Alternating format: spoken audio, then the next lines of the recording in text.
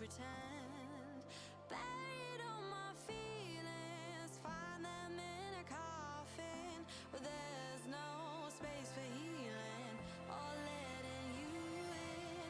Round and round is all we ever go. We can't call this love, but it's all we've ever known. Back and forth is all we have control. We can't call this love, but it's all we've ever known.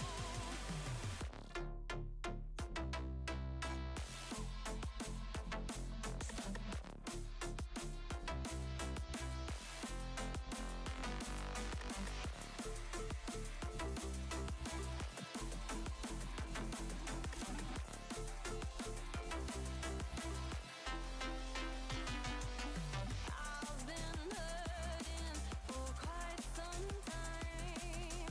Words keep falling between the lines. I hear you cry, but what am I to do when I feel just as numb as you?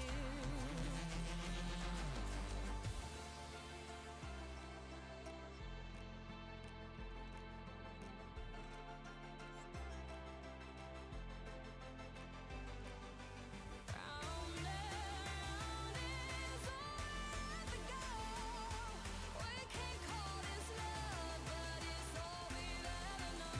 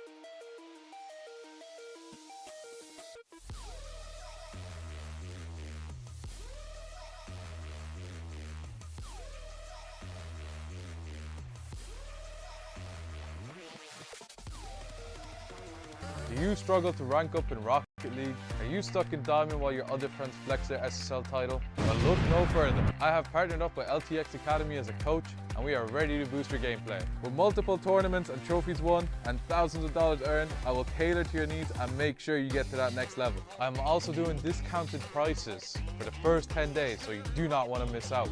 And you are also probably thinking, CMOS, how do I book a session with you? well, that's easy. Just open up that fancy browser of yours, type metafy.gg/@cmasorl_, pick a session to your liking, book a time, and bang, you're booked, and I'll see you in the call. Once again, that's metafy.gg/@cmasorl_.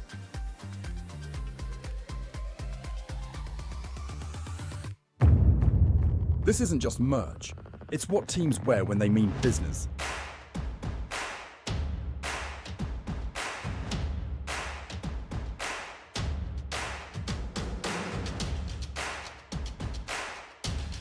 Every stitch, every print, every detail, made to perform.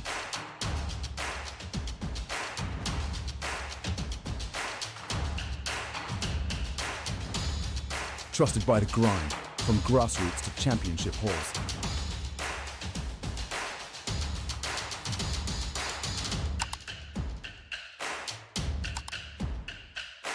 Build your team store. Wear the brand that wins.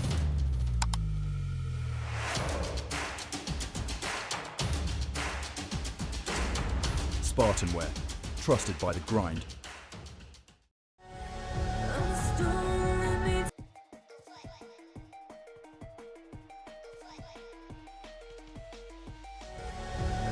Don't let me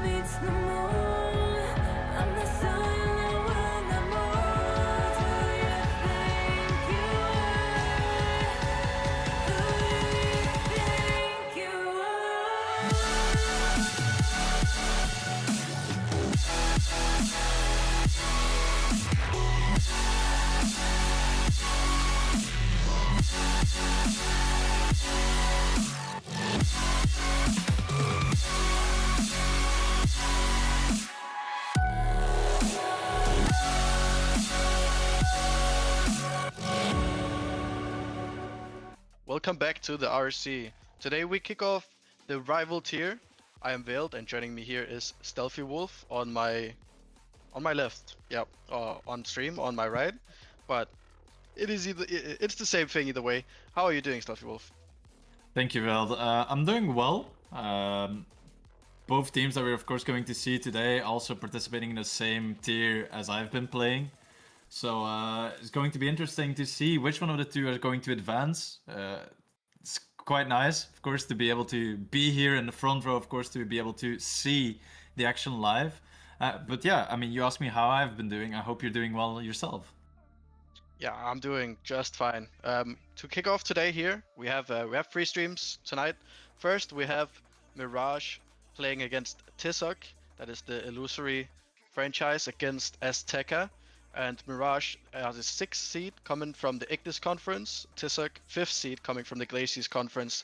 They will kick off. After that, we will have a follow-up match where Apophis, Alpha Search, is going to be waiting for the winner of this series. And then to end it off, I'm pretty sure it's Carl's versus 20 Rocketeers up in that upper bracket that we're going to see. Or it might be Shinjiro Continuum. I'm not 100% sure, but it is Carl's. It is Carl's. I've just had confirmation.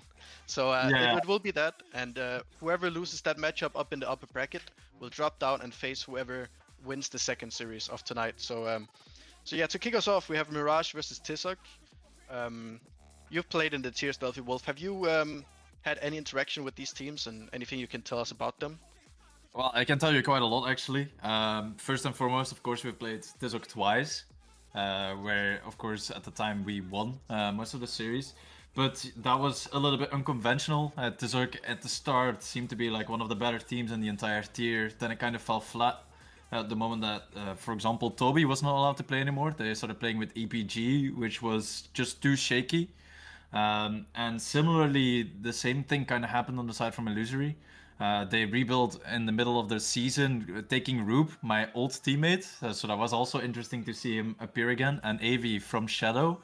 And ever since that, they've just been, about halfway, like drawing most of the time, sometimes winning, but also going in a little bit in a negative trend. A little bit the same as Tizok. So it's kind of two teams here that we're having against one another that basically need to show up right now to be able to keep themselves alive in, first and foremost, of course, play-ins, but also to potentially advance to Sunday for playoffs. Yeah, I've just had word that we won't have any player stats. I just want to quickly touch on the fact that we saw those league stats there. They might not matter that much when you come into playoffs, but one thing I did notice was Mirage had a very advantageous goals for, goals against record. They were positive by like plus 20 goals, I believe. And Tizok was down around 6 goals in goal differential, so maybe that comes into play. But other than that, I don't think there was that many interesting stats. But let's go for predictions here, Stealthy Wolf. Who do you think is going to take it here today? Ooh, that's a tough one. I think it's going to be quite a close game between both teams. So I think my scoreline will be 4-2, and the winner will be Tizok. Okay, interesting. I had the same scoreline, but I had it swinging the other way. I think Mirage is gonna take it here today. Let's see. We don't have both teams in the lobby yet, so even though I would love to stop yapping and start the gameplay, that is unfortunately not something I can do right now, guys. I apologize for that, but yeah, we had those stat lines. You said they were both trending downwards, both teams here, so it's gonna be interesting to see how they work. Is there any way on how they play the game you think is kind of interesting to know? Well, I've not played Illusory all too much. We've scrimmed them once throughout the entire season, and I was not with this lineup, so how they're going to play is quite vague to me. I of course know what Rube, for example, excelled at when he was playing at our team, so at that point we were looking at potentially setting himself up for an air dribble, catching the ball, going for a solo play. That is definitely his forte. Also, thinking about AV kind of fits in that role perfectly as well. But then Seam, yeah, of course, last season he did really, really well as well with Rapids and Nor. He was kind of that backbone to support those two more mechanical players. So I think they kind of want to try and reset kind of the same play style right now. From the side from Azteca, it's a bit different. We scrimped them recently as well, where they were not playing with EPG anymore. They were playing with Toby again, who was claimed to be their sub, but with their performance with Toby was definitely significantly better compared to them with APG. And there it is mainly Toby that is basically going to be that first person to harass the opponents, try and reduce their amount of time on the ball, but also the control, and then basically creating way for Mav and Fall that way to set themselves up for either passing plays, which they have done and seem to be very dangerous with, or solo plays for Fall to use as mechanics. Yeah. We are gonna have a song on, I believe, but yeah, we're still waiting for that last team to join the lobby, I believe. Doesn't look like they are here. I think I find what you say quite interesting, the switches. It's gonna be... It might have an impact, the fact that they have had a bit more time to get used to it now. Also wanted to touch on the Illusory roster. There's quite a lot of people that I know. Of course, I play in the lower tiers, but I know AV from seeing him in tryouts and just different things. He's been a very instrumental player. Seem, I've heard a lot about him. The fact that he can just pull off some random stuff and make it work. Or sometimes, and then with some people it just doesn't work. But yeah, it does look like we have both teams in the lobby right now. So we do have the pre-game show going on right there that you can take a look at. And without further ado, I will get the players on the field and we can get started here. Stuff will take us in. Yeah, so the first game of tonight is going to be indeed Azteca against Illusory.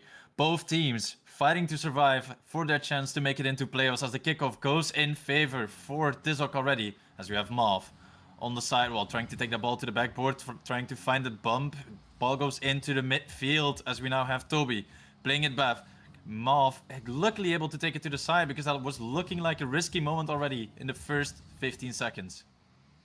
Yeah, AV though keeping up the pressure here. It looked like he was gonna fake it for Seam, but the ego got in the way of things and cost him that attack right there.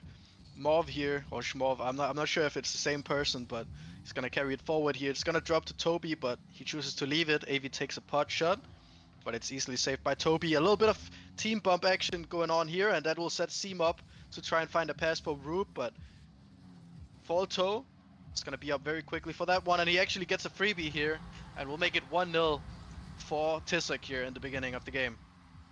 Yeah, like we were saying, really playing on those passing plays, and we immediately see it coming through. Beautiful pass from Mav, using that corner all the way at the top to navigate that ball down right in front of the net, and Fall just basically just had to tap it in. It's not easier than that. Yeah, it isn't, but here Roop has a lot of space to work with. He's gonna try and take it over Toby, but not really able to do so. Falto, way too late for that one. Schmorv used all his boost, but he couldn't get a piece of it, but Toby here actually manages to get it past two, but he would run out of boost in the end, and that's all he can do with it. But Seam here has a chance for a shot, but the shot is too weak, and it won't be any effort from Schmorv to keep that one out. Seam here cutting that play from the counter out very early. Roop is gonna push up to try and stop this. He does manage to force it, but it will be AV having to stop that play. Seam passing it upfield for AV. Can he beat Schmorv? He can. Is it in? No, it's off the post, but Seam to clean things up here for Mirage. Yeah, once again here a little bit of an awkward moment. Defense struggling, trying to get a touch, then the miss coming through, and then all of a sudden they're able to get that ball into the net. That was a very crucial moment, of course. If it would have kept bouncing around there, it was going to become very awkward, and the last thing, of course, that they wanted. Yeah, it's not what they wanted, but here Falto managing to get some pressure for his side, but AV is gonna try and keep things steady for his side. He could actually have an open net, but not quite the angle to get it past the last man there. Roop is gonna keep things interesting here. Gonna pass it infield for AV. It's not the best pass, but maybe a follow-up could have sealed the deal right there. Yeah, right now we're basically knocking on the side from Illusory again, trying to get that goal for Azteca. A bit of whiff there on defense, gives the opening for Seam. Beautiful placement, defense, a little bit shaky, and not being able to respond to it. Yeah, not really. They're struggling to build something steady out of defense here on the side of Tizok. If you ask me, it's not been productive what they've done. It's just they try and carry the ball forward and just see if they can get a good 50, which, you know, it can do things, but you also kind of have to build off of what your own team can do and, you know, pass the ball to each other and build space from that way. But Not really looking like something they want to do, but that shot from Schmorv is on target, but it will be stopped by Rube. Yeah, here a little bit unfortunate. We saw Toby trying to control that ball, giving himself enough space to respond to it, but he just waited a little bit too long, therefore giving the other side the opportunity to get themselves in a good position, play that intercepted play, and that's how we see Azteca sometimes just losing their pressure, because they're really good at setting up their initial play, but after that first shot comes through, they're kind of a little bit lacking, whereas on the side from Illusory, we see there's constant pressure, they're constantly knocking at the door from the defensive side from Tizok, saying like, hey, is somebody there, or are we just going to get another open net? Yeah, especially like you just saw from Avi there. You know, he was second man. He waited for the play. He realized very early on that that ball was not going to be in his favor. He tracked back and he got a free pass from the opposition. Here you see Roop. That was almost a really good shot, but not quite able to squeeze it in. But here again, you see that the follow-up from Mirage is almost instantaneous, whereas the follow-up from Tizok has just been too slow. It almost seems like they're in their own head and not really able to find the space. Right now, a little bit of a struggle on the side from Illusory though, as they're not able to turn that ball all too far away from their own corner. As it's Rube. Beautiful flick here, tries to get it over one, but intercepted immediately as the team rifling it down the field. Once again, stopped at midfield, and this is something, of course, that we need to see from Illusory, that they need to clean up. You need to be able to get control of that ball or launch it far enough away so that the opposite side is not able to control it, as Marv rushes his touch a little bit too quickly.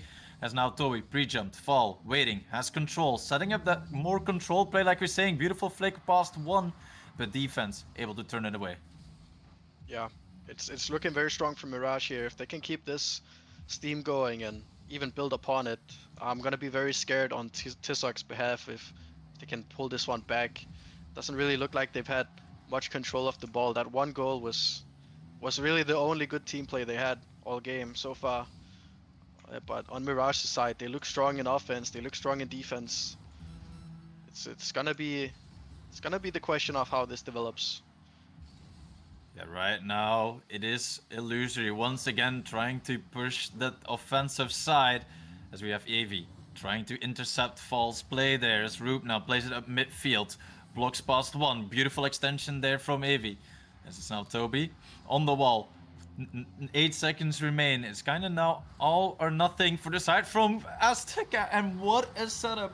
Fall finding Marv in midfield, Toby with the bump in the most crucial moment to get that equalizer. Game 1 is not over yet, Veiled. It isn't. I wouldn't say I'm impressed with that play. I'm a bit angry on the defender's behalf. I don't know why he decided to try and drive up the backboard there, making it very easy. Nonetheless, they have found the equalizer, but can they hold strong here, Tizok? They have every chance to get back in this game now, and if they want to show us that they can, in fact, play beautiful Rocket League right now, it's the perfect opportunity to do so, because we do have overtime right here. First overtime of the series going in favor of Illusory as they immediately get pressure. Avi still there, tries to extend it. Ball goes wide as Seam is not able to put it on target, but still tries to take control. Rube, last man back, goes up, is beat by Toby, who's now following through. Doesn't get the ball all the way to the corner as Marv does get blocked as well by Seam. And now Fall, trying to make do with the moment that he has as Rube becomes awkward from the fake from Marv. Yeah, but here Avi on the offense, he lets himself get beat, it looks like, but it might have been a bit of a misread. I think he expected to have a teammate behind him. Did in fact not have that. Rube here is going to carry it forward from the corner, but that touch leaves a bit to be desired. Seam is going to follow this one up, but Fall gets a clean beat, and offense is holding strong for Tizok right now. They're finally finding that follow-up, but the shot is wide. Morv was able to secure the first win of the series right there, but not able to squeeze it past. Avi here is going to require a lot from him. That's a decent touch off the corner. The follow-up is there, but Morv diving in, keeping this pressure for Tizok. Can they find any end product here? Seam says no. He's going to try and follow this one up, but Morv is going to get the touch. Roop, Seam, who's going to go for it? It is going to be Roop. No double commit here, but Toby is going to extend this pressure. But it's going to be falling to Fall here. Can he find the goal? Not yet, but maybe from this. No, Avi says no. Good 50 from him. Seam, a bit of a whiff from him. Roop, you need to get a piece of this. In fact, he does. And Mirage, they get away with it for now. Yeah, and in the beginning we saw that Mirage was putting on a lot of pressure, constantly basically asking questions to the defensive side from Tizok, like, hey, are you guys ready? But right now they're trying to find their footing, as we do see a clear to the other side fall just in the last moment, being able to get a touch. If the bounce would have come through before he could touch it, it would have been awkward. But same thing here. I think right now Tizok is getting a little bit overzealous, trying to think, okay, we've been there. We've basically been able to close out this game already 2 or 3 times.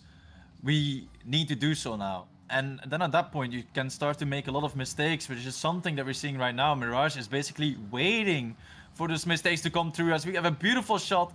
What a save last second from Fall, being able to put it to the side. Yeah, and I don't think a lot of people would be disappointed if this was Game 7 instead of Game 1, but in fact we do have up to a total of 6 more games possible being played here tonight. Who can get this first game window is the question. Tizok, they fired a great shot there, but it's blocked by Avi. Toby's gonna have the follow-up here, but that's a very weak shot, but it somehow manages to squeeze its way through all 3 defenders on the Mirage side. See, and this is the thing, of course, that we sometimes get to. A lot of people think, oh yeah, Toby, he's like close to minimal rival. There's nothing that he can do. But this is one thing that players like him would really just focus on, is the fact that if you slow down the game and you play shots at different pace, people will not know how to anticipate to it. Because you're like, okay, everything is going fast for an entire 2 or 3 minutes, and then suddenly you slow it down and the ball just basically rolls. You do not know how to anticipate to it, and it's just a psychological thing. He doesn't do it maybe on purpose, or not fully like that, but it does definitely have the effect though. Yeah, but I mean, you could also ask the question, should one of those defenders, instead of just sitting in net with low boost, maybe just have driven towards the ball, maybe try and force something to make it more readable? It's a cat and mouse game, and I think Mirage looked like they just didn't want to lose that game right there. It didn't look like they were trying to win it in the end. And after that second goal they scored, I didn't really see much pressure from them. They had one chance, but they couldn't secure it. They got beaten by the defense in the end. And you could say the same about Tizok. They had a chance to end the game even earlier than that, but Mirage really struggling to get back into the rhythm after that second goal, I believe. And Tizok, they smelt the blood in the water and they closed the game out. Yeah, it comes down to the part that we basically initially already mentioned, the fact that if you're looking at the side from Tizok, they basically cleaned up everything that was going wrong. So in terms of rotations, in terms of double commits, it was looking a lot better until, of course, that last second where we saw a big double commit coming out from Toby and Mav, I think it was. And that's a very important part, of course.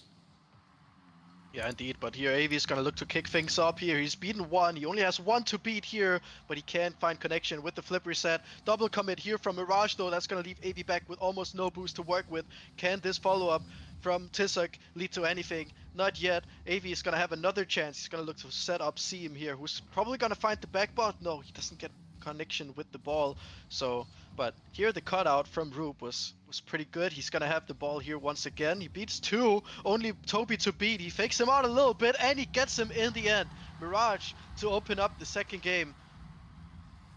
Yeah, that's just unfortunate, because right here as well, what do you do in Toby's shoes? You don't really know where it's going to go. Rube really playing that well, waiting till the last second to get that flick to make sure that Toby just doesn't dive or doesn't try and play for the low 50. And that's kind of how they're doing well. And this is, like I said, Rube essential with those solo plays or potential air dribbles. But yeah, once again, this is kind of his style of play. If you get forced into that position against Rube, 9 times out of 10, you wish you weren't there. Yeah, it's really rough. It's kind of a mind game because you have 2 options really. You can either just challenge the ball early, and that really just secures that if he takes an early shot, he might as well just score it because there's no defense really. But if doing so and he chooses to take that extra touch, you can actually catch him off guard. But if you then don't go for it and you start showing him your backside a little bit, you just open yourself up to getting flicked like what just happened. It's just a mind game really. You just gotta take your chance, figure out how you want to go about it, and just hope that it works. This time did not work, but Tizok on the offense here, Fall is gonna look to offload this one to Morv. The shot is gonna be coming, and it is gonna be good. Top right corner to equalize the game. kind of came out of nowhere. Fall just being able to get that ball to the side and nobody able to really respond immediately from the side from Mirage. In this moment, you would kind of expect somebody to be ready to take that ball upfield or to immediately shut down the potential pass that it would be. But yeah, I think it was Seam went to the corner, tried to get the boost, didn't really respect the potential play here. As Toby does get a beautiful pressure, double commit on the side from defense. Mauve flick into midfield, Seam able to turn to the side for an own goal. Oh no, we have seen these in the past week, past 2 weeks of playoffs, but I would slowly expect it to be ruled out the further we get into the tiers, but not yet is the verdict. We are still gonna see an old goal coming through, but well, that's a bit open, but it doesn't connect. But the demo here sets up Toby, but he's gonna sit and wait. Actually get beaten out by Roop, and here comes the counter attack. Roop's trying to set up AV. The dunk not found, and Seam has to do so much, but he has nothing to do because Mauve up so early for that one. I think he was, yeah, off of that challenge. He's just sitting so deep, able to find the pre-flip. Beautiful goal from Mauve, and beautiful pass from Fall. And this is night and day difference. Like I was comparing the two setups of Tizak, right? With EPGTV, people are saying that he's elite. I don't know, maybe I'm saying the name wrong, but it was something like that. And when they're playing with Toby, they're really playing a lot more, how do you say, cohesive. They're playing as one unit, they're passing to one another, they're making sure that they're using the fact that we're spread out a little bit more in defense or in positioning. And that's really working right here as well. Pressure coming through from Fall. And immediately they're basically ready. They're waiting for what Rube is going to do to immediately get a counterattack as we get almost an opportunity going in again as Seam is not able to get the touch. Yeah, it's just very aggressive challenging on the side of Tizak. From what I've noticed, there's always a man ready, but then when you get to this last man, Mauve gets the better end of that deal, but earlier we saw Rube just steal a goal away in that 1v1 situation. Mauve, as I said, you can challenge early. He did set himself up for a shot, but the offense was not ready to take that shot, so beautiful stuff from Mauve. Fall here has a lot of space. He's gonna take the 50. It's gonna fall straight on Rube's car though, but Seam's gonna follow this one up. Mauve not able to get a good touch. Rube just taking it to the corner here. He's gonna have another touch here, but it's gonna bounce straight down to Seam, who places it perfectly top left corner. Yeah, and right here, this is just a crucial moment as well from the side from defense. Fall inside the net, doesn't see Seam by being in that position, and that therefore basically makes it super hard to get that save. Had to play very responsive, but if they waited on the floor, Fall would have missed. It would have also been a guaranteed goal. So it's not an easy position to be in, as we now have Mauve basically already setting up that counter. Gets that ball into midfield, but nobody able to respond as Seam takes it to the side. Tries to buy time, get control, blocks off the shot from Fall, as it's now Mauve trying to set up that next counter attack. Yeah, but Rube on the backboard here gets a good connection. Mauve is gonna bounce it back into the midfield. Toby's shot is not on target. Avi's gonna look to control this one. A challenge from Toby makes it a bit more difficult, but not a lot of boost for the defense as they both pick up 100. But Seam gonna keep this one in play for Mirage. It is gonna bounce straight down again. Mauve gets the read. It goes over the head of two. The shot is not on target from Fall, but the pressure is there for Tizak, but they're not able to get any end product this time. Rube taking a bit of a pot shot here. Mauve not having any of it. Seam's gonna keep the pressure on for Mirage though. He's gonna pass this one infield off the team bomb. Could have opened things up, but not to be this time. Rube, good little touch to himself, but Toby's gonna follow this one up. AV though, that's a good touch. And it's gonna make it so awkward for Toby. That's gonna be an infield pass. The shot is also good from AV, but it's gonna bounce off the post. But the 50 is there to even up this game. And we might just have another overtime already. Yeah, this was just an awkward moment and a little bit of a defensive error from the side from Toby. Trying to control that ball when it's basically being played back. You need to be able to either push it to the corner or immediately make sure that you can either control it or do a bounce back. But the fact that the ball just bounced off his hood made it so much easier for AV to put under pressure, as we now have Mauve. Ball to the backboard, drops into midfield, and Fall is there. You were trying to get at overtime build, but Aztec is saying, no, we're not going to do that. You know, even when I was saying it, I was kind of thinking in the back of my head, there's 36 seconds left, there's a lot to play for still, but I kind of wanted to see that overtime happen, but not to be yet. Maybe Mirage can find an answer though. They have 31 seconds to work with. That is plenty more time than what Tizak just used to get that one goal back, but See how they pull it off. Toby's gonna start this attack for Tizak, not leading to anything. AV, that's not too good control, but Seam is gonna drop this one down. He's gonna take another touch. He's gonna pop it above Toby, but the follow-up from Morv is good here. Rube, can you stop this? No, you cannot. AV is gonna be there. That's a good clear, but doesn't look like there's gonna be a follow-up, and with that bump, it surely looks like this game is gonna be over right now. Yeah, as that ball does drop down, it is a second game that Tizuk has managed to win. And the last one, they kind of had to claw back at the end of the game. Right here, they basically just made sure to not have to go to overtime. That 2 minutes and 30 seconds overtime from the previous game was a little bit too long to their liking, so hey. Yeah, they were crucial in this game. They were able to end it before overtime is gonna happen. We do have a game crash. It's gonna take us a second extra, I believe, before we can get back into the next game, but hopefully not too long. But yeah, off this game, I feel like Mirage, they were kind of able to claw it back in the end, but it was more misplays from Tizak than outplays from Mirage, in my opinion. They were clinical in their finishing, but I would like to see more of that team play we saw in the first game from Mirage happening again.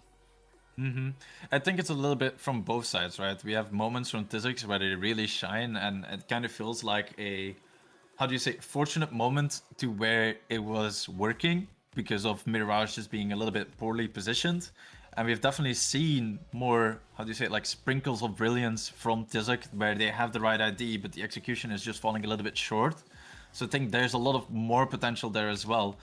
Also, one thing that they really have to look at is, for example, Toby taking that ball back. It kind of shows to me a little bit that he might be a little bit nervous for this game. And he just has to shake it off. Like, he's playing his game. He has his two teammates that know how they want to play the game. And at the end, it is just, the end result will be what it is. As AV puts in the first one for Mirage. Yeah, you're absolutely right. When you're playing in playoffs, especially in this lower bracket, you only have one life. You can't let your nerves get the better of you. You just have to shake it off and play your best game. It might not be 100%, but if you can get up to even 70-80% of your potential, it should be enough to at least have an impact on the game. But yeah, Mirage, they find the opener once again. I don't know if they did in the first game. I do believe they did, but I might be wrong. But in the second game, they definitely did. Rube is gonna carry this one forward, but it's gonna be stopped by Toby. But Rube gets another chance here, and he gets a bomb onto Morv, but Fall should be able to handle this one. Not too well handled, and it is gonna still be pressure from Mirage, but this one a little bit better. Rube, not a lot of boost, but he can get on the end, and that's a beautiful dunk from him. Straight into the back of that net. Yeah, kind of the thing that we were saying, right, with the teams needing to put pressure on each other immediately, and Rube actually doing so. Toby a little bit out, too much forward outside of the net, and that's kind of biting them back. Right now, Tizok really are feeling it because they've won 2 games, but at that moment, you're going to make mistakes. You're going to try and push for something that you shouldn't be trying to push for. And if you start making defensive mistakes, well, Mirage is not any team. There's a reason why they're, of course, in play-ins, and they're going to capitalize on it. Yeah, and there is a reason they have that positive goal differential. They are able to capitalize on those 50-50 moments where some teams might fall, other teams, they rise in those moments. Mirage, definitely one of the teams that rise in that moment, but I think same could be said about Tizak. They've also been pretty critical, but maybe not enough. This time, AV gonna pop it into the middle. Rube is on the follow-up. That one is a good forward pass. Creates a lot of pressure. AV off the backboard, but Toby gets the better end of that deal. Now a bit of a launch from Fall. Rube should have this one, but yeah, indeed he does. Good touch to himself. He's gonna find the 50 here. A good dunk as well. Morv is gonna be so awkward off of that touch. AV with the pressure. He's gonna try and make this one fall down. Does so beautifully, but Seam not able to beat the last man, and Morv carrying it forward here for Tizak. Yeah, Marv really doing well to be able to keep that pressure, keep that presence as well on the ball, not really giving all too much time to Mirage and trying to extend the time that his teammates have to get back into possession, get boost to follow up the play. So really, really good exercise there from Schmalv as well, or well, Marv, sorry. This name is now starting to confuse me as he does get a brilliant save, almost own goaling in the process, but he was able to turn it to the side. Yeah, but that's a really good touch from Toby. Not able to beat the last man though, but off that first touch, able to beat 2 defenders. Seam has so much space to take this shot though, and he actually finds Rube with a beautiful shot, but an even better save by Toby. AV keeping the pressure up here though. It's gonna be so awkward for Fall to handle this one. Seam not able to get a good enough 50, but Rube should be on the end of this. No, it makes AV so awkward here on the back end, but not the best touch from Mauve. That allows AV to carry this one forward, but Fall cutting that out immediately. And actually, Seam ends up passing it in front of his own net, but what a save by AV, keeping them alive in this series. Yeah, now the counter attack is coming through. Mirage are trying to find that third goal to make sure that they can cement this win in the series, as Toby is awkward. Not able to turn that ball to the side as Rube continues the pressure. Ball right in front. Toby with low boost needs to turn this ball to the corner. Is immediately challenged by Seam, who's trying to make it awkward for Fall. Ball goes into midfield, but a beautiful save from Mauve, while the attacker is already there to try and score it. Yeah, but now we have the counter attack down the other end. That's a good dunk by Mauve. Fall is up immediately. Maybe a bit of an overcommit. As we see Toby as well overcommitting. Oh, but that touch just killed that whole offense. Seam is going to have so much work cut out for him here. He has 3 attackers between him and his teammates, but he does well here. Beats out one defender of Fall. Toby's going to cut this one in. He beats one, but AV is right there for the taking, and he takes it and extends the lead to a 3-0. Well, 3-0, 1 minute and 12 seconds to go. You would say, yeah, it's almost impossible, but I've seen scenarios before in league play where the other team was able to claw back. I've been there myself, but I've also got it happen against me. So at this point, it's important for Mirage to not basically get overzealous, to think, oh yeah, we've got this 3-0. There's no way that Tizek is going to come back. So they should keep the pressure on. They need to try and get another goal going to make sure that they basically cement themselves with the game win as the pass comes into midfield. Toby to the corner. AV now trying to get a little bit of time, trying to get that ball into midfield as the demo comes through. Mauve off the sidewall, tries to read it, goes for a fake, but Toby not able to respond. With 40 seconds to go and the 4-0. I think we can almost call it now, Veiled. Yeah. Mirage starting to look better again, like I just requested before this game started. But they still have a long series ahead of them. They're already 2 games down in the series.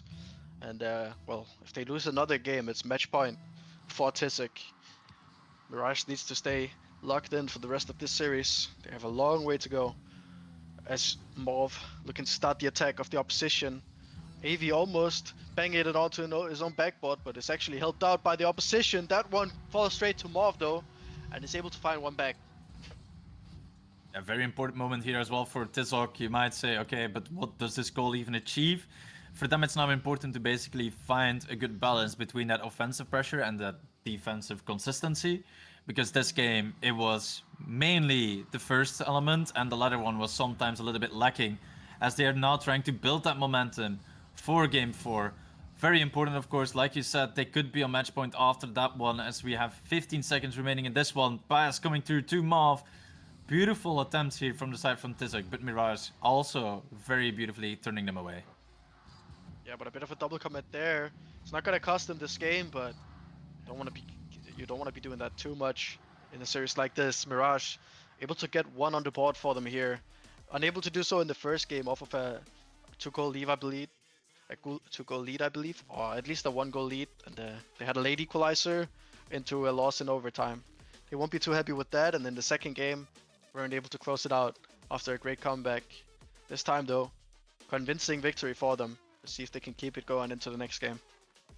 Yeah, what we can also clearly tell right now is that the pressure was mainly coming in from Mirage. So that kind of means that Tizok was, a little bit lackluster in the midfield control. If we compare it to the first game and the second game, we saw that they were basically constantly there. Mirage tried to escape defense, but they were stopped immediately at midfield.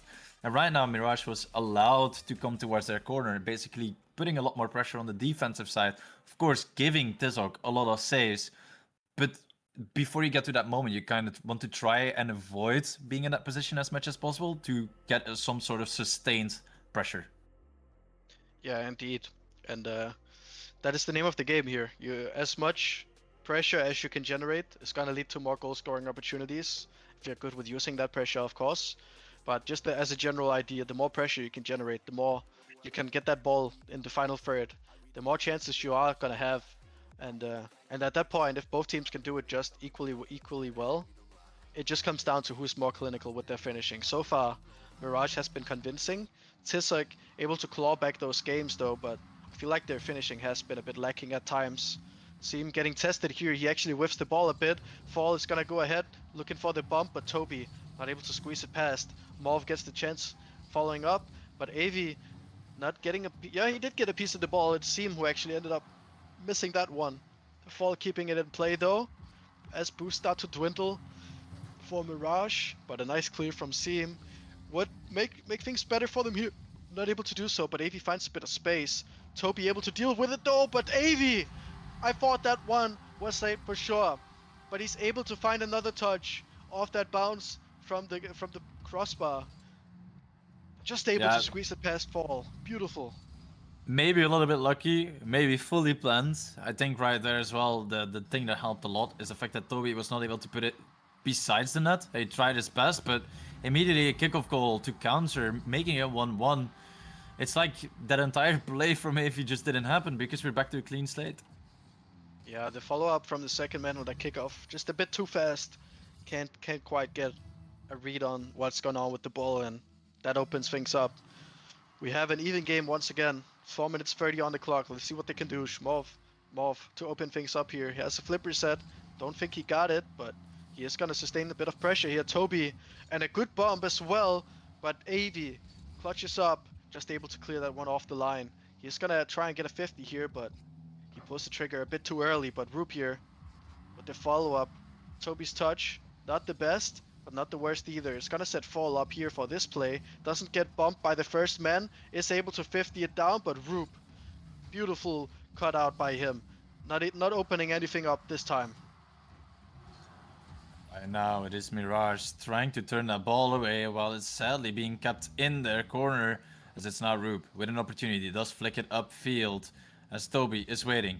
Touch of the sidewall. Toby with a continuation to himself, a little bit awkward, maybe rushing it a little bit too much, as now Mav and Fall have to step in. Toby next to take that ball, bangs it into the corner. Roop waiting, does not get the touch that he needs, as Toby is able to push it into midfield.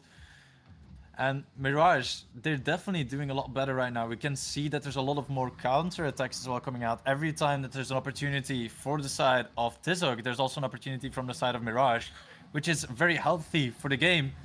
But what is even more healthy for the side of Tizoc is that Fall realizes that there's an awkward moment and he dives on it. Yeah, that clear from Seam. Not strong enough. And Roop, that touch did not go where you want it to go. You don't want to pass it straight out in front of your own goal. That opens things up for Tizoc.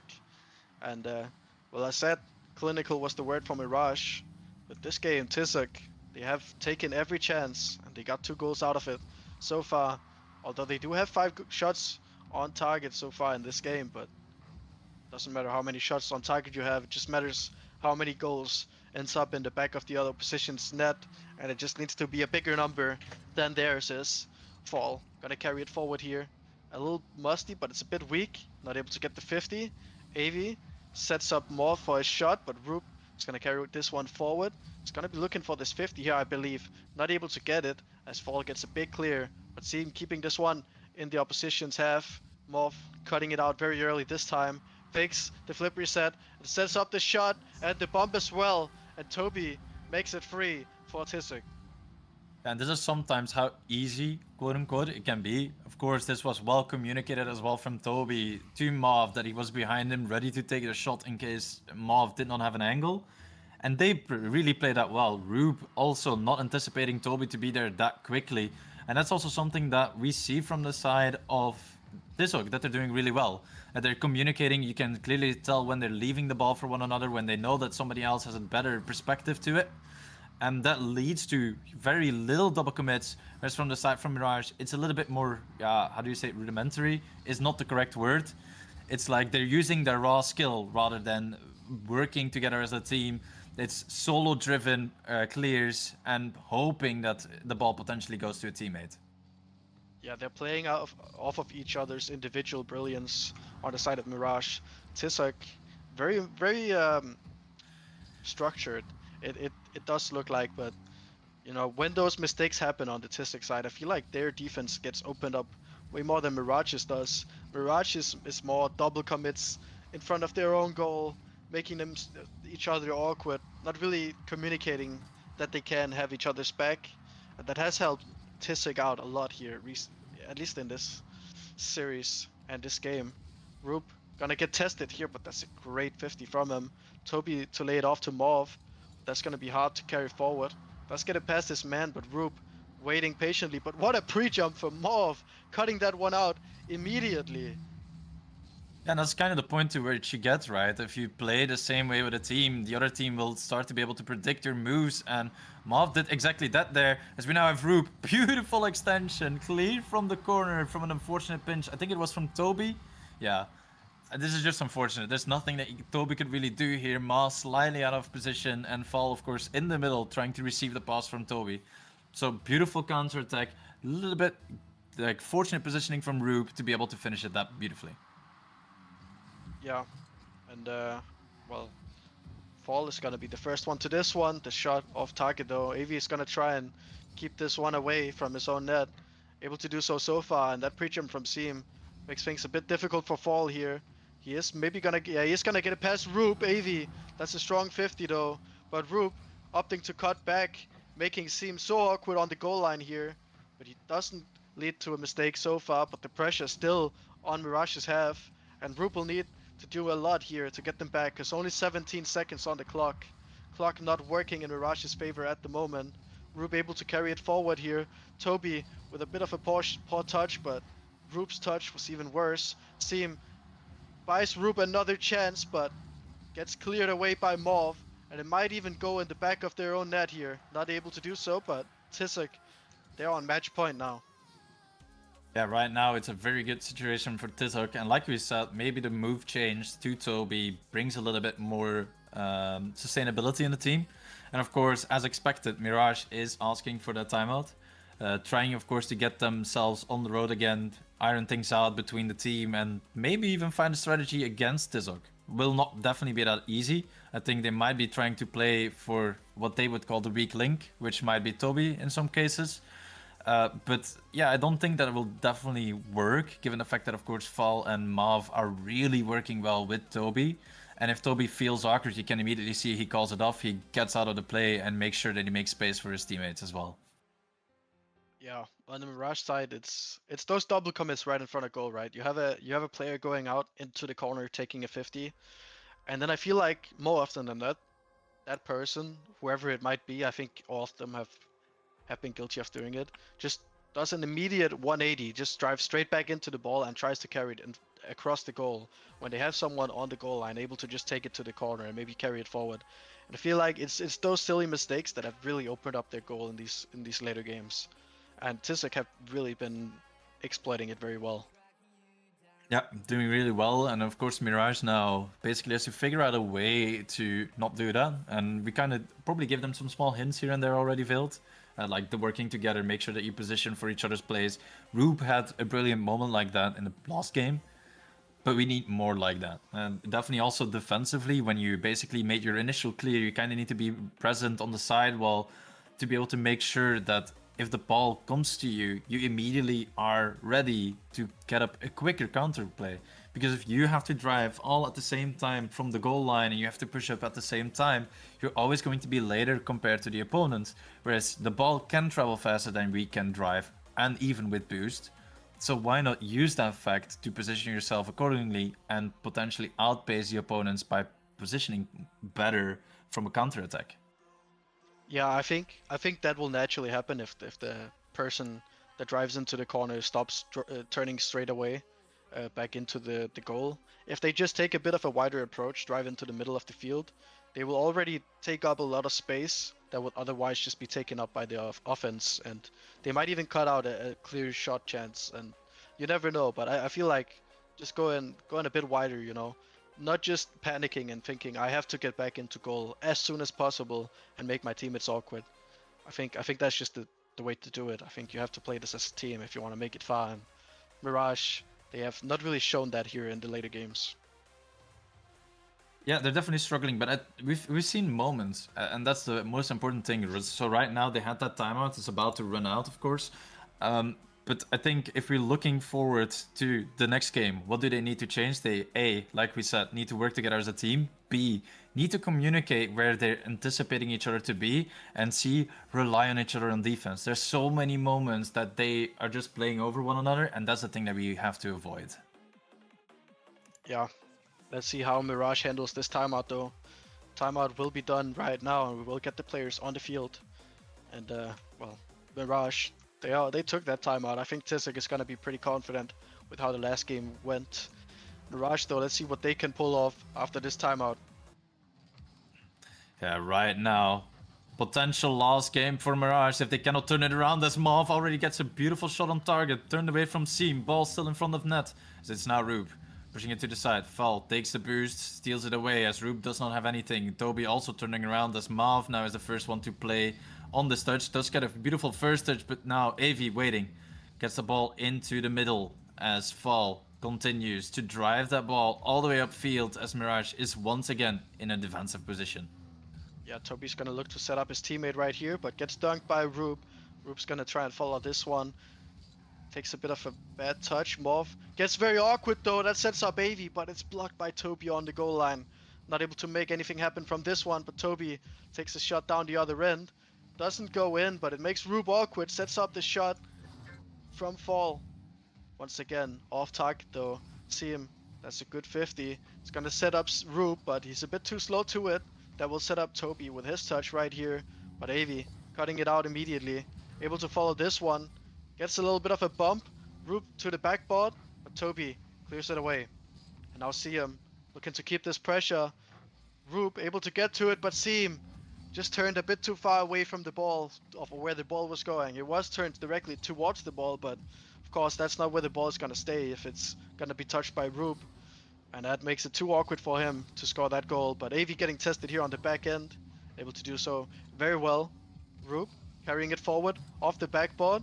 Mauve gets 50 by Avi, but here Fall carrying it forward and to Mauve. And well, neither team able to get any sustained pressure, but I think we have had some pretty decent counter chances by both teams so far. Well, that should have been a goal, right, for the side from Tisuk. And one thing that is really noticeable already right now, Veiled, is we see a lot more of that counter-attack playstyle that we were talking about from the side from Mirage that they needed. Rube, for example, really lurking upfield, trying to receive that ball from the defense, from his teammates. And therefore, they had a lot of more pressure already. I think if you're looking at the shots, just raw stats, it's basically even right now, which is a good thing, meaning that Mirage gets equal amount of opportunities compared to the side from Tisuk.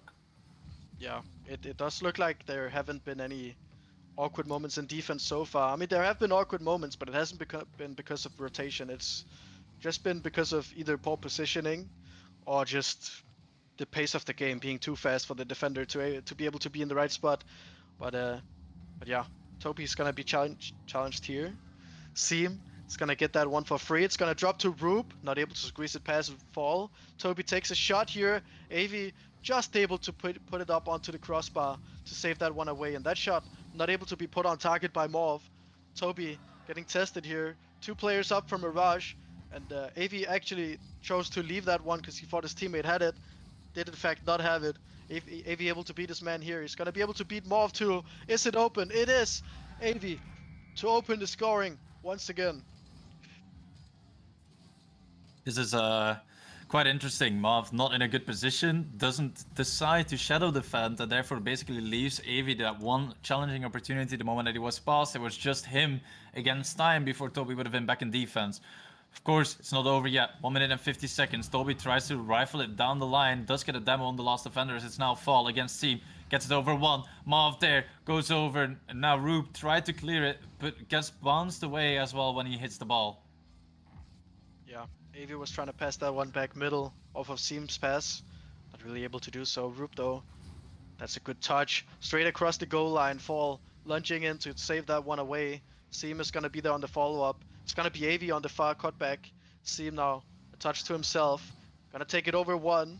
Mauve not able to get to it, but Rube getting beaten out by Toby. The goal is open though. No shot found by Avi though. Seam places that one beautifully between the 2 defenders, making them so awkward. But no follow-up on this one. We'll see Toby have a bit of space to work with. He's gonna try and take it to the backboard. but Seam is there. AV with the clear. But Mauve just keeping things a bit interesting here. Fall's gonna touch that one to the sidewall. Bump on the backline. AV needs to get a contact. Does in fact get that. Seam on the offense. Gonna pass it infield, but no one is there. You just saw your teammate drive by you, and AV is gonna be on the opposite side. It's never gonna be in the middle of the field there. Touching it down. Fall is gonna be there. Touch to himself. Beats out Seam, and no one is back. And it is in fact gonna be a goal. Fall finds one back for Tizak. Yeah, this is not the thing that we were expecting. And beautiful moment, of course, for Fall. Realizes again that he is on that one-on-one situation. One defender might potentially be back in time, but worst case scenario has that 2-on-1 in that moment. So this is a beautiful play from the side from Tizak, and just a little bit too aggressive from the side from Mirage. They had that 1-0, and they kind of gave it away by trying to push a little bit too much. We saw the counterattacks. They're really doing a lot. AV here, beautiful shot as well. Would have been on target, but Rube keeps it in the half from Tizak with 15 seconds to go. If Mirage want to close it out in regulation, they have to do it now, as it's now Toby. One-on-one against Rube. Rube potentially being demoed by Fall, as Smav takes the ball off the wall. Looking for midfield, sees Fall, can't really play it all too hard. Asim is now there, Toby is up already, tries to drop that ball down, but Rube turns it to the side. It will be overtime in game 5. We could have had so many overtimes. We had that one in game 1, but after that, so many opportunities to get one. This will be the first time since then we get one though. AV taking it to the side. He's gonna look for the bump on Morph, not able to find so. But Rube with a nice touch. It's gonna be awkward for Toby, and Rube straight off that touch, diving on that ball. False touch here is not gonna set him up very well. And see him to the backboard. Can he follow this one up? It is gonna in fact be an own goal. 3 people 50ing the ball on the goal line, I do believe, on the side of Tizak. Or maybe just 2, but still, beautiful stuff. No, it was 3. A triple 50-50 between teammates to make an own goal. That could be fail of the week right there. Oh god, and that in rival planes, eh? You were saying something about the moment that the tiers go up, the mistakes would become less. I think we are kind of able to see that that is not the case. Welcome to Rivalville. We are all monkeys in disguise. We make mistakes left and right, and we all have fun doing so. Yeah, the more I look at it, the more it just looks like Academy, but the people actually have a brain and the mechanics to back it up.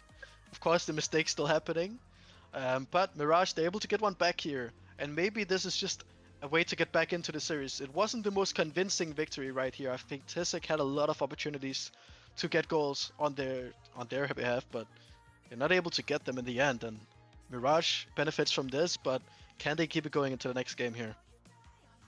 Yeah, that's going to be an important question, of course, because Tizak, like we said, are on match point. They just need to win one, and for Mirage, it's basically do or die now. Like, if they do not win twice, they go home, they don't get to play in the weekend. And that would be the last thing, of course, that they want.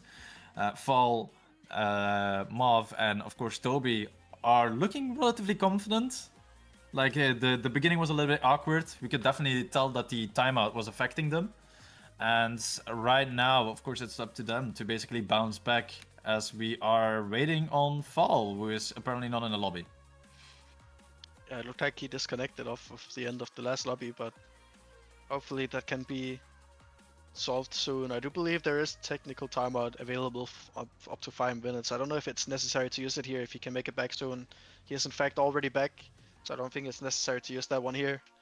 It's just a bit of a hiccup. Maybe the Rocket League servers, maybe something else. Can't really tell for sure, but we do have kickoff once again here. Yeah, we see as well, Fall in a completely different car now. He's bringing out that Octane for the potentially last game of their series today. Of course, they will have to go to Apophis, I think it was, right after this. The winner of these 2 teams, as we now get a first good opportunity. Toby turning the ball to the side, gets a block on AV as well. As the ball is in the corner, Rube able to get that dunk, cannot control it afterwards, as it's now Mav trying to find Fall. Fall making it awkward for the defensive side, as Mav is still there. Seam, ball behind him. AV trying to take over, doesn't have the boost to really clear the ball, as Toby doesn't really have the nice positioning, but Fall right there, able to take over. Maybe could have taken a little bit more control, worked that ball a little bit better to get it into the right position and be a little bit more dangerous for his team, as it's now AV trying to get that clear. Oh, that's a good 50. Can't see him find the follow-up. He can find a follow-up, but it's not the desired one. Faldo down the other end. He's gonna look to set up Toby. Roop gets faked out a little bit by it, but AV and Roop working together on that 50 to set each other up, and AV carrying it forward to see him. Not able to find the redirect though. But Toby's bad touch is gonna make things a bit easier for Roop, but Fall just getting his man beat very cleanly there. Morv gonna be set off that demo. Another demo is found, but this time onto Tisak. Toby with 17 boost, trying to find Morv. That one is not gonna find the target, but maybe this follow-up will. Indeed, it is on target, but a great save by Seam to keep things alive here from Mirage. Fall gonna have another chance to get this one centered, but Morv getting ahead of the play. It's not what you want to be doing. AV's gonna have a chance at a shot, but able to just opting to take it to the corner instead. Seam on the back end here. Nice pre-flip to get a follow-up touch. Gonna try to shut down Fall. Able to get the bump, and AV on the counter here. It's gonna be a pass to Roop, but he's just blasted straight into Toby. Killing every chance of an offense, and just once again, hitting it behind his own teammate. It doesn't look as cohesive as last game right here. I mean, from both sides, actually. Yeah, we have a lot of moments indeed that we were giving praise to the side from Tizik that they were well coordinated. But for example, that pass from Fall, that should have been a guaranteed goal. Marv just, like you said, a little bit too eager to try and be there, running ahead of the facts rather than waiting for the pass to come through to then respond to it. All those things, of course, deny you dangerous moments as we now have Fall. Goes into the air, tries to go low, does not get underneath scene as it's now Marv. Basically playing pressure a little bit too quickly as Toby was last man back, but luckily Mirage as well do the same thing. They rush their offensive play to where defense is able to find their footing. Yeah, Roop gotta be the man for Mirage to try and set things up right here. He takes it over Morv. He's gonna try and dunk Fall on the backboard, but not able to do so. AV though on the follow-up, able to make Toby awkward. That touch from Seam actually forces a bit of a double commit. Not a bad one, but could buy some space. Demo in the backline from Morv found though. Seam tries to just squeeze that one past. Not finding its mark. AV on the back foot here. Gotta try and even the pressure a little bit. It's gonna be forced onto the backboard here, but a nice clear from Seam. AV could make this happen right here, and indeed he does. Beautiful play by Mirage. AV sitting very deep on the field here, and just a big clear from Seam. Just opens things up. This might force Tizik to take a bit more risks, to try and force something to happen down the other end, because only 1 minute and 35 seconds left to play for here. Yeah, and it's definitely coming down to the wire. As we now have Toby, opportunity one-on-one against Seam. Takes a little bit too much time. Tries to get a control touch, but Seam is going to pre-jump it now. And there goes a beautiful opportunity again for Tizik. Toby has to just not be scared of trying to shoot, not be scared to try and challenge the defense, but it will force openings for the rest of his teammates as well. Sure, you might not get the shot or the goal that you desire, but it will make it easier for your team because you have, like we said again, that sustained pressure. Yeah, I think he just wanted the boost. That's what it looked like to me. He just wanted that corner boost to see if he could make a play on his own. But in doing so, he gave the opposition so much time to get restructured in defense, and yeah, nothing happens off of it. This time, he is gonna try and make a chance happen with a 0 boost. Not able to do so though, but Roop on the follow-up here. AV very early up for this one, but it's a bit poor touch there. Fall to the side though, leaves it for Toby, and there's another attacker in offense, but they take too much time to make that one happen once again, and Roop is just able to clear it away from the goal line. AV's gonna push this one, force the issue. Seam on the backbond does well. Morv gets the bump, but he doesn't get the demo. Could that maybe make things happen? The other end, AV with a nice clear here. Toby's gonna get tested a bit, but he does have Morv, and he opts to leave it for him to help him out a little bit. Seam in the corner here, has AV to back him up. Fall, what a 50, that's perfectly to Toby, and they find the equalizer with only 8 seconds left here. But what a risky playstyle that Tizik is playing right now. They're basically throwing everything to try and get by. And of course, it makes sense. You had only 8 seconds. It's kind of now or never if you want to close it out. And at 4-2, that, yeah, we both predicted just separate teams.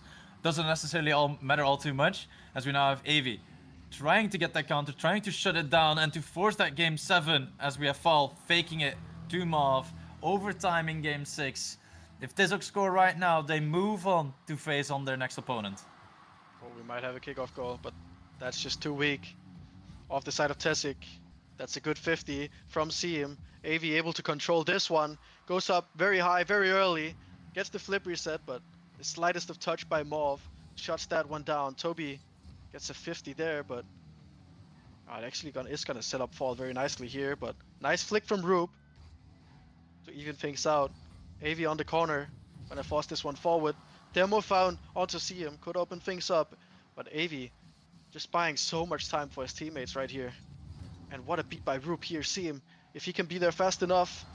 He is going to be there, but not fast enough. But that's a nice 50 to AV. That shot, not in, but Toby just not really able to do much here. It's a forced own goal, sure, but I mean, you can't keep letting Mirage get away with this. Oh my god. I like Rolf's response in chat. That's legit how I was feeling as well. I know.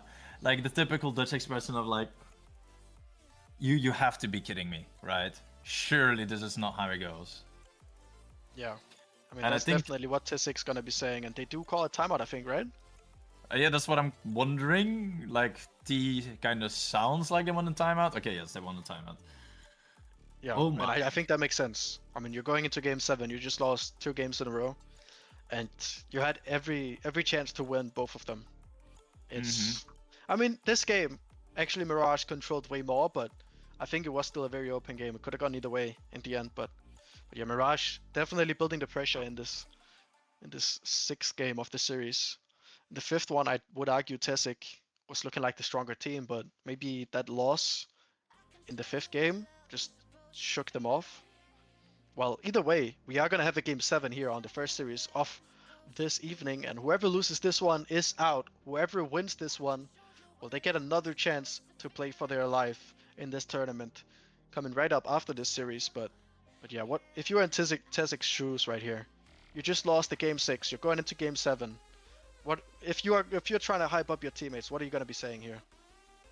Hype up or make a strategical decision?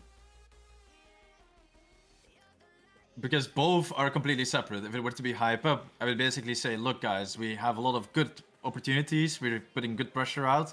Now we just have to make sure that we do not make those awkward moments in defense. We just have to keep going, get one person to constantly be on the ball, not give Mirage that pressure. I would dedicate Toby to be that person. The main reason is we see right now Toby, sometimes when he's the last man back, he basically starts to struggle. So Toby, if you could focus up, just don't necessarily have to jump for everything. Just be present. Make sure that they get panicked by you being there close to the ball is already more than enough. That way we can get more opportunities on the ball and we can get to scoring. And then I would basically say, let's go team, of course.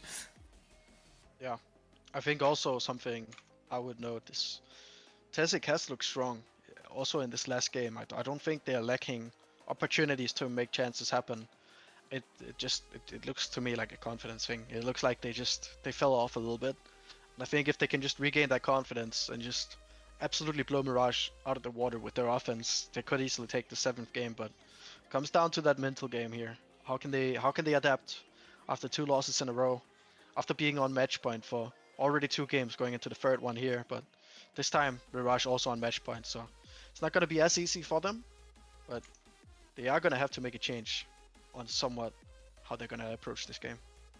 I think if you're looking at like what you can do differently, I think the summary that Rolf put in chat is the best way to summarize it. You just have to go. Somebody has to go, as we are almost about to get going into game 7 Veiled. So we're both wrong with our prediction with the scoreline. Are you still sticking with your team to win? I have to. I already put my prediction point on the line. I have to stick by them. I have to see this one out. What about you though? Did you change your opinion? No, I'm too bad at predictions, so if I go wrong, I'm like, yep, that's just me, and by default. Well, it would just be an unofficial change of prediction. It wouldn't actually change on the sheet because we're not allowed to. I don't believe. But just wanted to see if maybe something changed your mind here. As early offense by Tesic. Roop is gonna cut this one out. Toby's gonna keep this one in, but yeah, Roop following up, but Mauve able to get a bit of touch. Toby, that's a poor touch. Fall able to follow up though, and not able to get the save there is, I believe, Siem. Yeah, Siem not able to get the save there. It's It's a bit poor, but it's unlucky. He just gets a bit ahead, tries to turn back into the goal, but shot is placed right above his car, not able to do anything about that. And Tisak opening up the scoring here in the 7th game of the series. Yeah, and I think this is exactly kind of the thing that we were saying, right? We need Toby to just be present, to just call, to not overthink it. And at the moment, Fall is just doing that, and it's clearly working. So, I mean, right, if somebody else wants to do the role, they think it fits them better, sure. But that's also something that we just need to see. We need to see consistency. You need to be confident in your own ability. And the moment that you start to control the ball a little bit too much, a lot of people basically make themselves awkward and do not realize that they're doing that in the process. So that's just sometimes why the C ball works so much better for a lot of teams, is because the players feel a lot more confident while they're doing it. Yeah, and I might have said the name of the team wrong, but Tisak is indeed what I've been trying to say. But here, offense from Mirage, maybe potentially Avi, has a bit of space, but he is going to be made awkward by the opposition. Rube onto the backboard, see him. He's going to be there for the shot, but he's just too forward. It's like we saw with Morph in the last game, just getting a bit too ahead of the play, and when you do that, it's just gonna ruin your chance of getting a good shot, as you saw there. Rube though has another opportunity to set up an offense. Avi's gonna jump very early for this one onto the backboard. Toby makes good on that contact and is even able to clear it as well. See him to the corner, and Toby is gonna try and cut that one out, but Rube, nice challenge, but where has the defense gone there? Well, this is quite interesting. Rube, of course, the first person to basically challenge, and all of a sudden the net was completely open, because I think it was it was Seam right there, driving a little bit too aggressively, not respecting the fact that the ball would go, be able to go backwards. And that's where it went wrong, as we now have 3-0 already. Night and day difference compared to the last 2 games. But night and day as we get the 4-0 already. This time not at the end of the game, but with 3 minutes and 20 seconds remaining. Yeah. And not to boast or anything, but it does look like Tisak has gotten a bit of confidence going into this game. Definitely looks like on the pitch, or maybe Mirage just failing to do anything right now. Maybe their confidence has just fallen down after winning 2 games in a row. No way to know, but Tisak enjoying very strong offense right now, nonetheless. This is just interesting. I mean, brilliant play from Marv, but Fall also to be able to get that in the back of the net. AV and Seam going very aggressive of kickoffs. Maybe that's what they think right now. We're 5 goals down. We have to go very aggressive of kickoffs. We have to make sure that we score goals. But yeah, sometimes the best start to scoring goals is to build some consistency, to have a backbone to fall back on, which right now is showing to be a little bit dangerous or a little bit unstable from the side from Mirage, as they are having a lot of holes in the defensive side, as we find another goal by Marv. Yeah, indeed. 6 goals for them now. Mountain getting ever so taller for Mirage if they want to make their way back into the series. I might have rage baited a bit too much in the chat, but it does look like Azteca is getting more and more locked into the next series here. But yeah, AV gonna carry this one forward down to Rube. Not able to get a follow up there. Fall keeping the pressure very well here for Tisak. Rube gonna try and carry this one forward. It's gonna be cut out by Moore, but ooh, that was a bit dangerous. Passing it back to the opposition. This one once again bouncing straight in front of Tisak's net. Not able to finish the job here is Mirage though. And 6 goals. And now the clock working ever so against them. Maybe 7. Indeed it will be 7. And if you're Mirage right now, this game just slipped through the palm of your hand, through your fingers. And maybe can you just get a single goal back? Just try and, you know, get something going for you? I mean, or we can go to double digits. I don't know what Azteca is pushing for, but I think right now the fact that they still have to play another series after this, that double digits would really do them well in terms of confidence, as we do have counterattack from Seam, from the ceiling pinch, almost going on target. Right now, Fall trying to clear that ball, as Toby is now left awkward. Rube with the open net because of the demo from his teammate. Yeah, and we do get the Brazil. I think a lot of people would have liked to see this thing happen. It is a tradition here in RSC. We get a Brazil. The chat goes crazy. Does look like it does happen once again. But another kickoff here. Maybe we could also even get the Barca. I might be getting a bit ahead of myself here though, but I would like to see that happen. See him off the challenge here. He's gonna try and follow this one up on the corner. Gets a bit of a bump that opens things up, but Toby shutting it down immediately. Morv holding strong on that backline. Straight to Toby.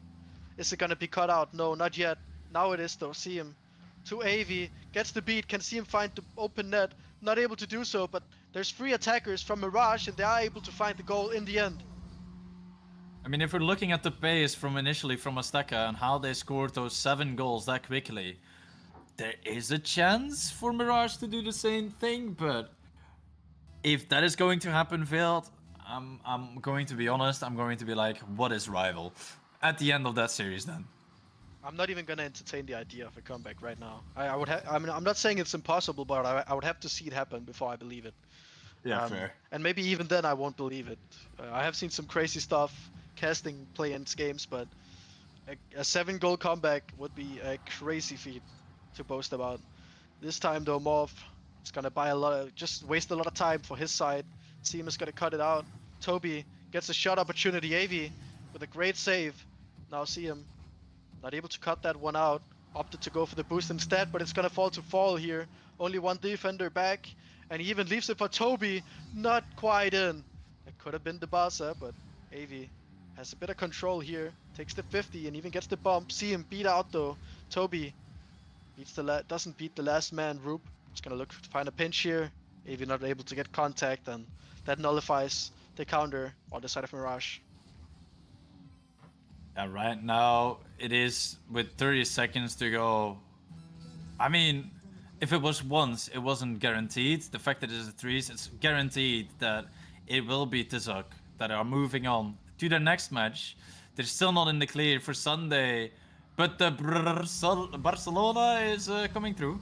I was saying Brazil almost, but we already Brazil. Yeah, I think everyone heard that R rolling there, but you know, it's okay. It's okay. We all make mistakes. We do in fact have a Barca and a Brazil in the same game. Of course, not being too uncommon, but at least we get something out of this game 7. If not Mirage, at least challenging for the win. We do at least get some funny game scores, but they do get one more back. 5 goals in 11 seconds. I don't know. This is not possible. Statistically, that means that they need 2 seconds per goal. That is like kickoff slots. So even if Azteca just decide to not do kickoffs and to play defense like they're exactly doing, there's no way they're ever going to win. Yeah, I don't think so, but they are. Ooh, I thought they were definitely gonna score that one, but nice save by Fall. And that Wow, will conclude AV. this series with a 9th goal on the side of Tizek. And AV being very quick to leave that game, but understandable after a blowout like that. I mean, the game wasn't even over yet, Veld. Come on, it's common decency. In some leagues, you definitely do get like a 1 series ban or even a season ban if you do that on stream. I agree. I'm just saying, I understand the sentiment. You know, the game is over, but True. yeah, maybe just, you know, suck it up, play the game out, and take it from there. But not to matter. We have post-game stats right here. And, well, 800 points on the side of Fall and 700 and 600 on his teammates. Strong performance by Tizek in this last game. We also have our series stats here.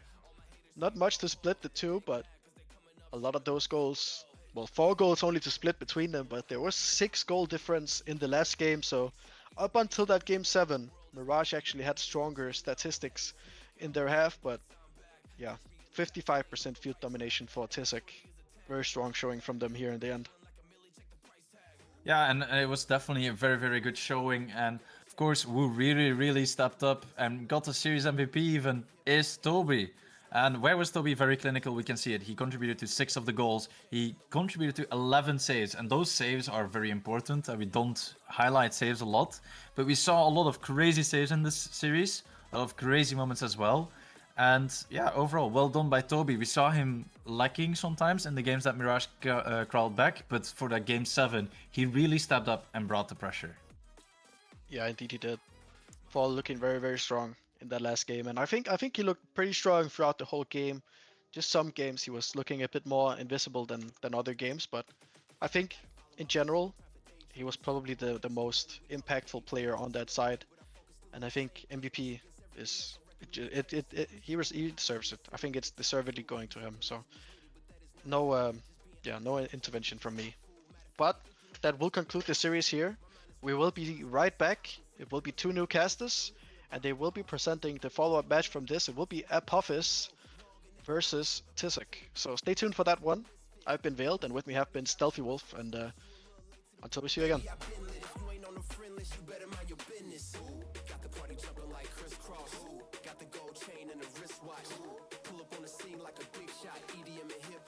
Time for piss stop.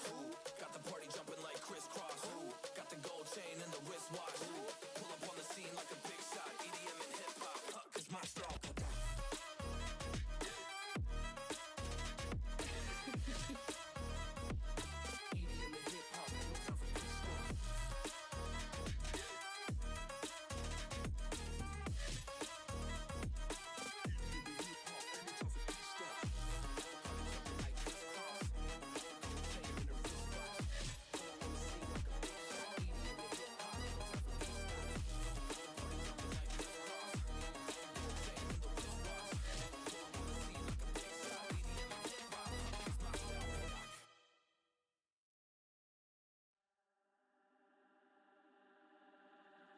I could set you free, free, free, free, free. Show you what this world could really be. Here with me. I could set you free, free, free, free. Off the pain and misery and let you be. Here with me. I could set you free. Show you what this world could really be. Here with me.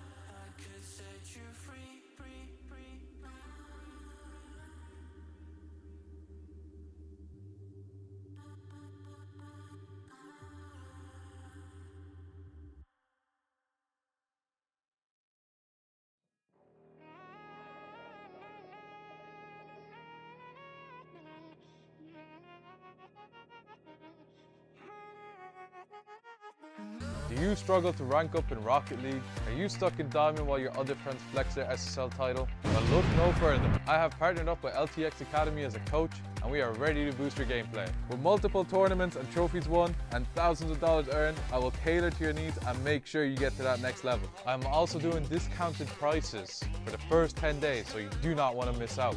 And you are also probably thinking, CMOS, how do I book a session with you? well, that's easy.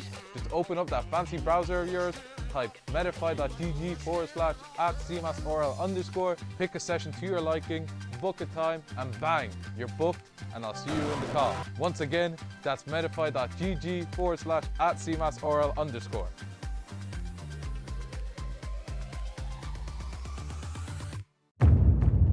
This isn't just merch, it's what teams wear when they mean business.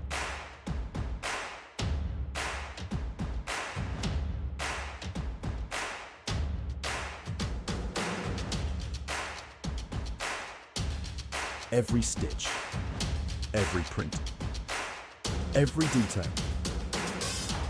made to perform.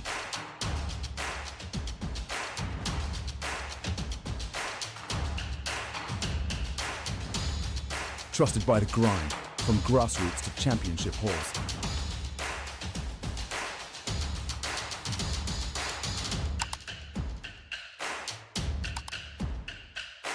Build your team store.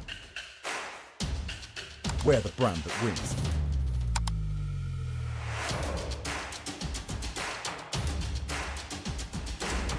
SpartanWare, trusted by the grind.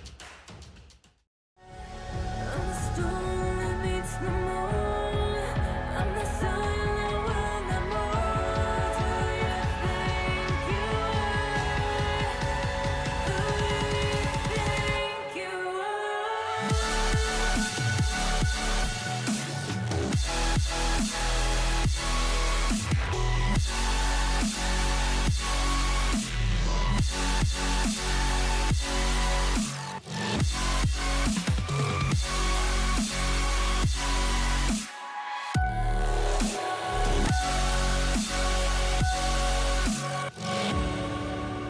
Welcome everyone back to the rival second day play-ins. We will be having I believe it's Apophis and Tizok, which is a little close to my own name, but we'll move on. They'll be playing now in the second round of the lower bracket, and then we will be having Carls and 20 Rocketeers later on today. So I guess we'll go straight in and just kind of quickly move along to predictions, maybe? I suppose that seems about right, yeah. So I mentioned this in Green Room as well. Every time us two cast, it's just never normal. So I think we're going to be following along with that as well. It's going to be another 7-gamer. And I don't think Tizok, not Tezok, are going to be on the lucky side of this one. I think Apophis is going to take that in 7. But, you know, I don't know what you think. Is the name biasing you in some way? It is slightly, I will not deny, but I think it will be going to Tizok, and I don't think it's going to be Game 7 this time. I think we're actually going to get a normal series. I think it's going to be 4-2. Hopefully, anyway, we get a normal series. So, as that's our predictions, hopefully we'll see how everyone else thinks about it in chat, and let us get started, maybe. Yeah, this will be a fun one. Welcome in to another series, which is Mirage against Tizok, apparently on your screen right now. That is not the case. Alpha Soch have just adopted Illusory's badge, but it is just going to be time to go in. The players are making their way across, and we have the second series of the day on our hand, the final elimination of the night. Who is going to be going through? Is it going to be Tizok or Apophis? Yeah, both teams looking pretty well so far during the league phase. And we'll see which one of them can get the better of their opponents now today as we start off Game 1. Are we going to see anything off the fly? No. It's just a bit of normal, and I suppose we do have to rush it a little bit through the intro. So I'm going to just highlight a couple of the players you need to look out for in this game. On Azteca, you've got everybody in that last series as well. I'm sure we saw glimpses of all of that. On that other side, though, there is also everybody, especially Sato, with the opener 20 seconds in, and gives Apophis a very early lead after a pretty good pass from Ethereal, actually. Yeah, it is a really good pass, and it looks like a double commit from Mauve and Toby, which is just, you never want to see that nearly 20 seconds in. So, yeah, we'll see Sato happily take that, and Ethereal just nearly passing it to Sato again, but there's a whiff coming out. Can we see anyone coming across for it? No. Mauve having to make a little bit of an interception. Sato taking control of this and getting a good 50. Can Mauve do much? No, landed awkwardly, so that is just going to ruin his momentum. But that is a really good 50 coming out from Ethereal. We'll see Sato getting a little bit of a pop-up. Can Rapids get there in time? No, follows up immediately for it. Maybe try to find a demo. Gets a bump, but it doesn't really do much to help out this Tizok team. I think, well, you mentioned this earlier as well. I think we're going to see a lot more of these bumps. The demos will be more prominent as well on that side of our sector, because I believe it's Fall that is top 5 in Rival throughout regular season in demos. So expect to see him really disrupting that back line. But right now, he's going to want to be doing more than he's doing so far, shall we say. I mean, it's still 1-0 Apophis. We're a minute and a half in. There's not really been any threats since goal number 1 has gone in. Ethereal just completely silences me, actually. That was a good shot, but also quickly stopped. Ethereal on the other end now. Yeah, this is another guy that you really do need to watch out for. This man can and will be everywhere at any given time. Is he going to be here now? Please just back up my statement. No, that's Sato on the ball. And that's going to go straight to Mauve. Mauve on the dribble. Full decided not to follow ahead with that. Now, Toby on low boost.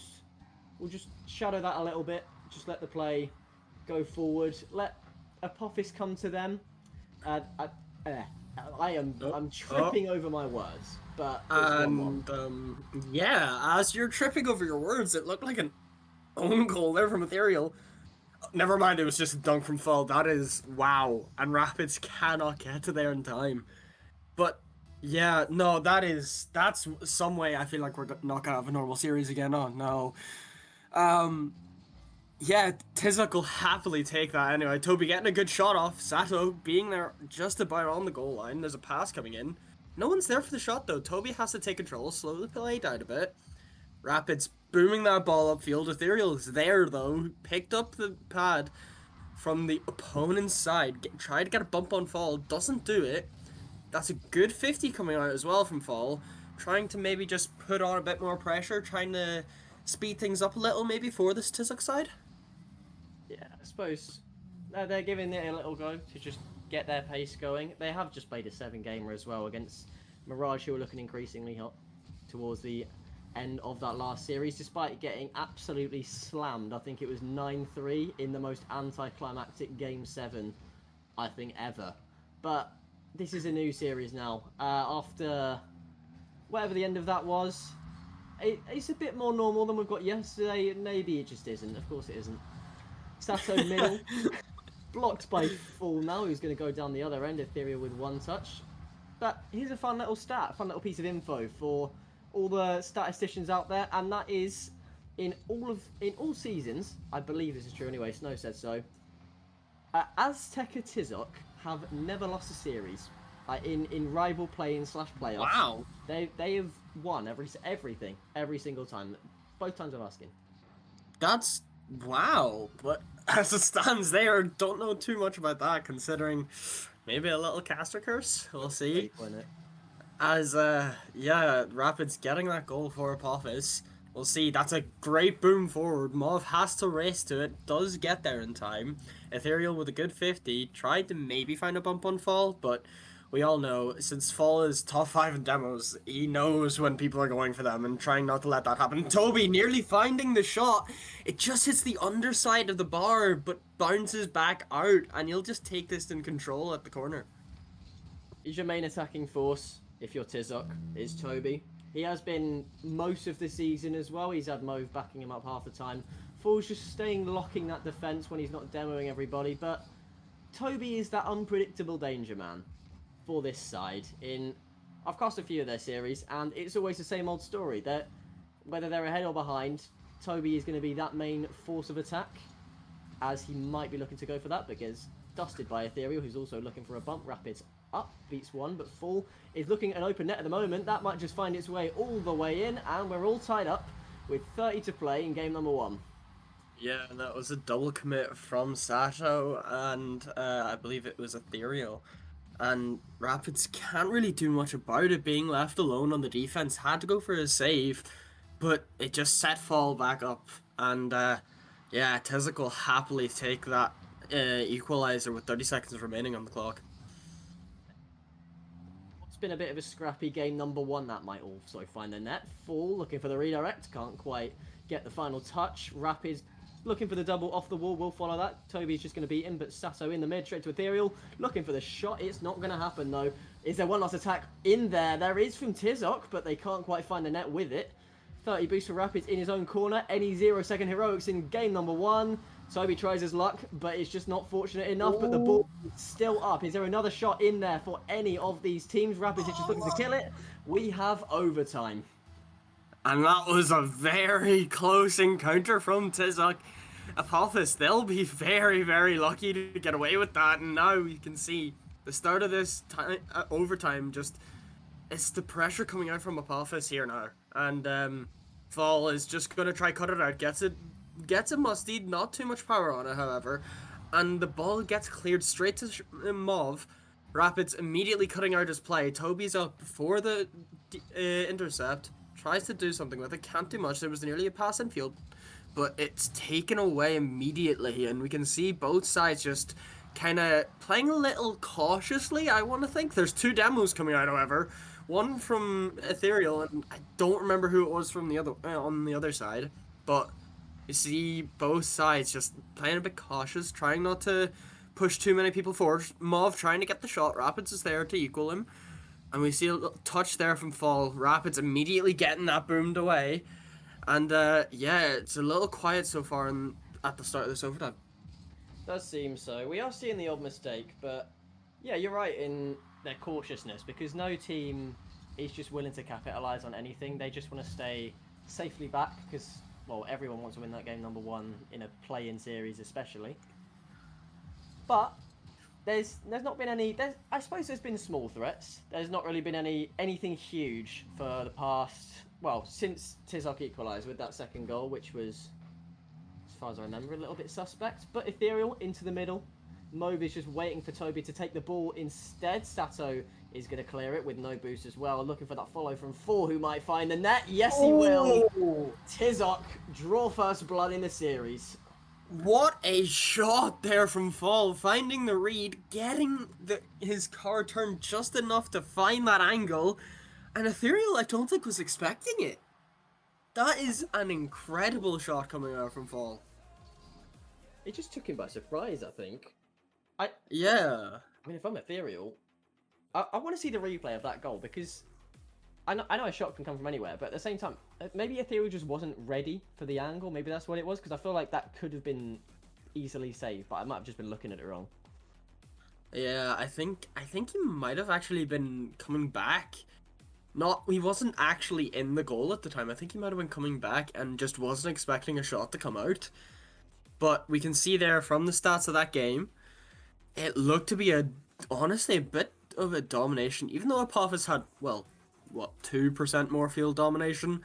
It looked to be a bit more towards the Tizik side. That looked to be a better game from them. 7 shots to, I believe it was 5. That is one way to start a series, that's for sure. Yeah, I mean, the full show is also prominent. Early days. 600 points on there, 3 goals, 3 shots. That's 100% conversion rate as well. Scored every one of Tizok's goals. Well, him and Rapids are the sharpshooters to be looking out for in game number 1, but Full more than the others, considering he did get a hat-trick. And I know I praised him about his saves, but he didn't make a single one that game. He didn't really need to. There was, well, it's like you say, there was a couple of things from Apophis, but there just wasn't enough at the end of the day. Maybe they'll come up with something different in game number 2. Mauve and Rapids both battling it out, as neither of them remember to take the ball with them. That'll do Toby a favour now, who's on the dribble, but with low boost, Sato is just going to take it from him. With a little to work with, does flick one, but that just goes straight to Mauve, that goes straight to Rapids. Rapids to the ceiling, Rapids looking for the second touch, Rapids looking for the goal, but Full, there he is, save number 1, he's there to stop it. It's Ethereal in the mid, looking for that second touch, will find it.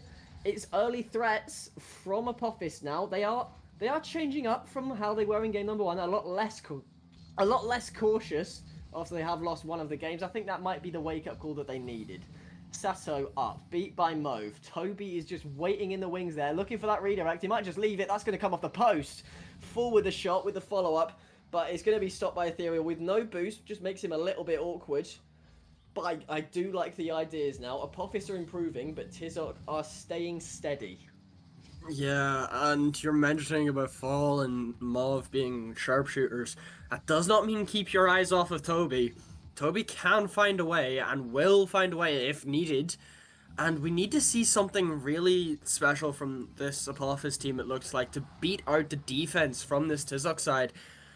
They've looked so solid so far. Obviously, we've only had the one game, but with the way things are going, it's looking extremely well for this Tizok side. We'll see if Apophis can maybe put a bit of a caster curse on me, but we shall see. Fall trying to make something forward. Sato just clearing that ball away. It could find Ethereal, but Mauve is up there immediately for it. That's a great beat out from Rapids. Fall can just hit it to the side, maybe try find a second touch. No, Rapids beats him out to it. Mauve hits it to the corner, it bounces away. Sato finding the shot, and Toby can't find the save. And that is a great way to actually, make me be quiet and be like, no, we can shoot as well, don't worry. Beautiful placement from Sato to just find it right in the corner, put the goalie awkward, and shut him up, find the net, drop the tactical nuke on him. Apophis with the lead. Ethereal looking for a quick 2-0. Might be off the ceiling. Everybody misses now, but Mauve beats 1. Sato up. Sato looking for his second goal of the game. Rapids, as well, if you remember, is a current reigning RSC champion. He won the rival tier last season with Mirage, with that absolutely stupid team that ended up winning off of a bracket reset. But this is a new season now. He's looking to go back-to-back in rival. But Tizok's record in rival, in the play-ins, will also still stand. One of these things has to stop. Sato wants it to be on the side of Rapids, but his shot is met by Full, who pinches it upwards, straight to Mauve. I'm liking these plays now. Mauve looking for a bump as well, almost finds it, but Ethereal quick to dodge. Sato just looking for the drop now. Full gonna go middle. Toby, no bumps there, but Sato's already up. He's well, I know his teammate's called Rapids, but Sato is absolutely rapid to that one, but he couldn't quite find the final hit. Toby looking for the boom now. Ethereal up to the other end. Full is just going to take his time in the corner. He knows that if it's in your corner, the opposition most of the time, they cannot really do a thing. So Mauve now over to Full again. Full in the middle, looking for Toby up. No one's going to meet it, so it's just going to fall to Full again. Ironic that, but it's end to end. There's not really. I suppose it's just one of those games that there's not really been much threat overall. You've had 4 shots total from every player combined. You're going to score off. Now I've said that, but hopefully not. Maybe shot number 5 on the board. It will be, but it stays 1-0. Yeah, and who knows? That's a good demo coming out in the shot.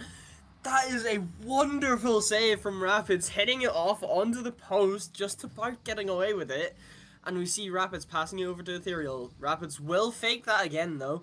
And Fall has to be up quickly, otherwise that could have found its way in. And it does, actually! Ethereal making use of what looked to be a bit of a mishap from Mauve. He drives on the sidewall of the goal and it puts him extremely awkward, and Ethereal will happily take that. Just a bit of a whoopsie moment. It's something you can just gloss over. It's all good because you have still got game number 1 if you are Tizok. If you do lose this game, it's not the end of the world. It just becomes a best of 5 all of a sudden. Toby and Mauve getting a little bit tangled up. Rapids into the corner now. Toby straight to Mauve. That's something Tizok have been trying a lot of this game. They've been trying to just thread through some passing plays. Toby's definitely looking for that. Now that falls back to Mauve. He's looking for the shot, but he can't quite get it on target. Rapids will just take his time in the clear. There's 2-0 now. There's no need to rush if you're Apophis. You can just close this game out and just tie it up. No problem at all, unless Mauve has something to say. Looking for the double, looking for the middle. Will find it, but won't find the shot on target. Toby waiting for the ball to drop to him, but Ethereal will just make him awkward now. He's going to go anyway, though. He's going to look for the dribble. He's on high boost. Beats Sato. Gets bumped, though, as well. And the attack is dying out. They can't quite get anything going, can Tizok, in game number 2, unless Toby's got one final shot on the board. It's not looking like it, and it's looking to fall to Apophis, and we're looking to have an even series going into game number 3. But 15 seconds. Toby up on the ceiling. No boost to work with. Looks to beat one, but it just stays in that corner. This game's virtually done now, and it just seems like Apophis have tied things up for us. Yeah, and that honestly looked to be a bit of a different game from game one. I mentioned before that game one was very slow and very cautious. That game almost looked more cautious somehow. It was 4 shots to 5 compared to the, I believe it was 8 to 5 last game. It's really slowed down the play a lot there, I think. You could see no team was trying to really push forward. They weren't really trying to send a second or third man in. But Apophis will happily take the goals off of the Tizoc mistakes. And I know you're my namesake, but that does not mean you have to do the same mistakes as me.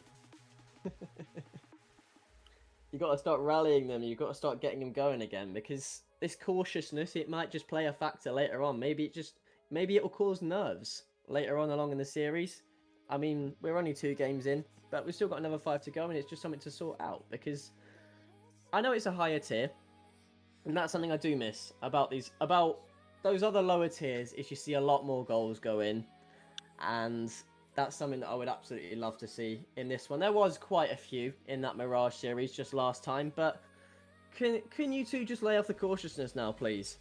Can we get some proper action going? Because we've not had many shots, we've not had many goals, and I love defense as much as an ex-person, but if you're just watching the game, you love to see flair and you love to see attacks, and mechanical masterclass would go brilliant here. Maybe Rapids will find it early on. Ethereal into the middle, won't find the touch. Sato up, Sato for the dribble. There he's looking for it. He can't quite find the flip though. Does beat Toby, as Ethereal is straight on that like a rocket as well. Rapids going to take it back. 82 boost in his own corner.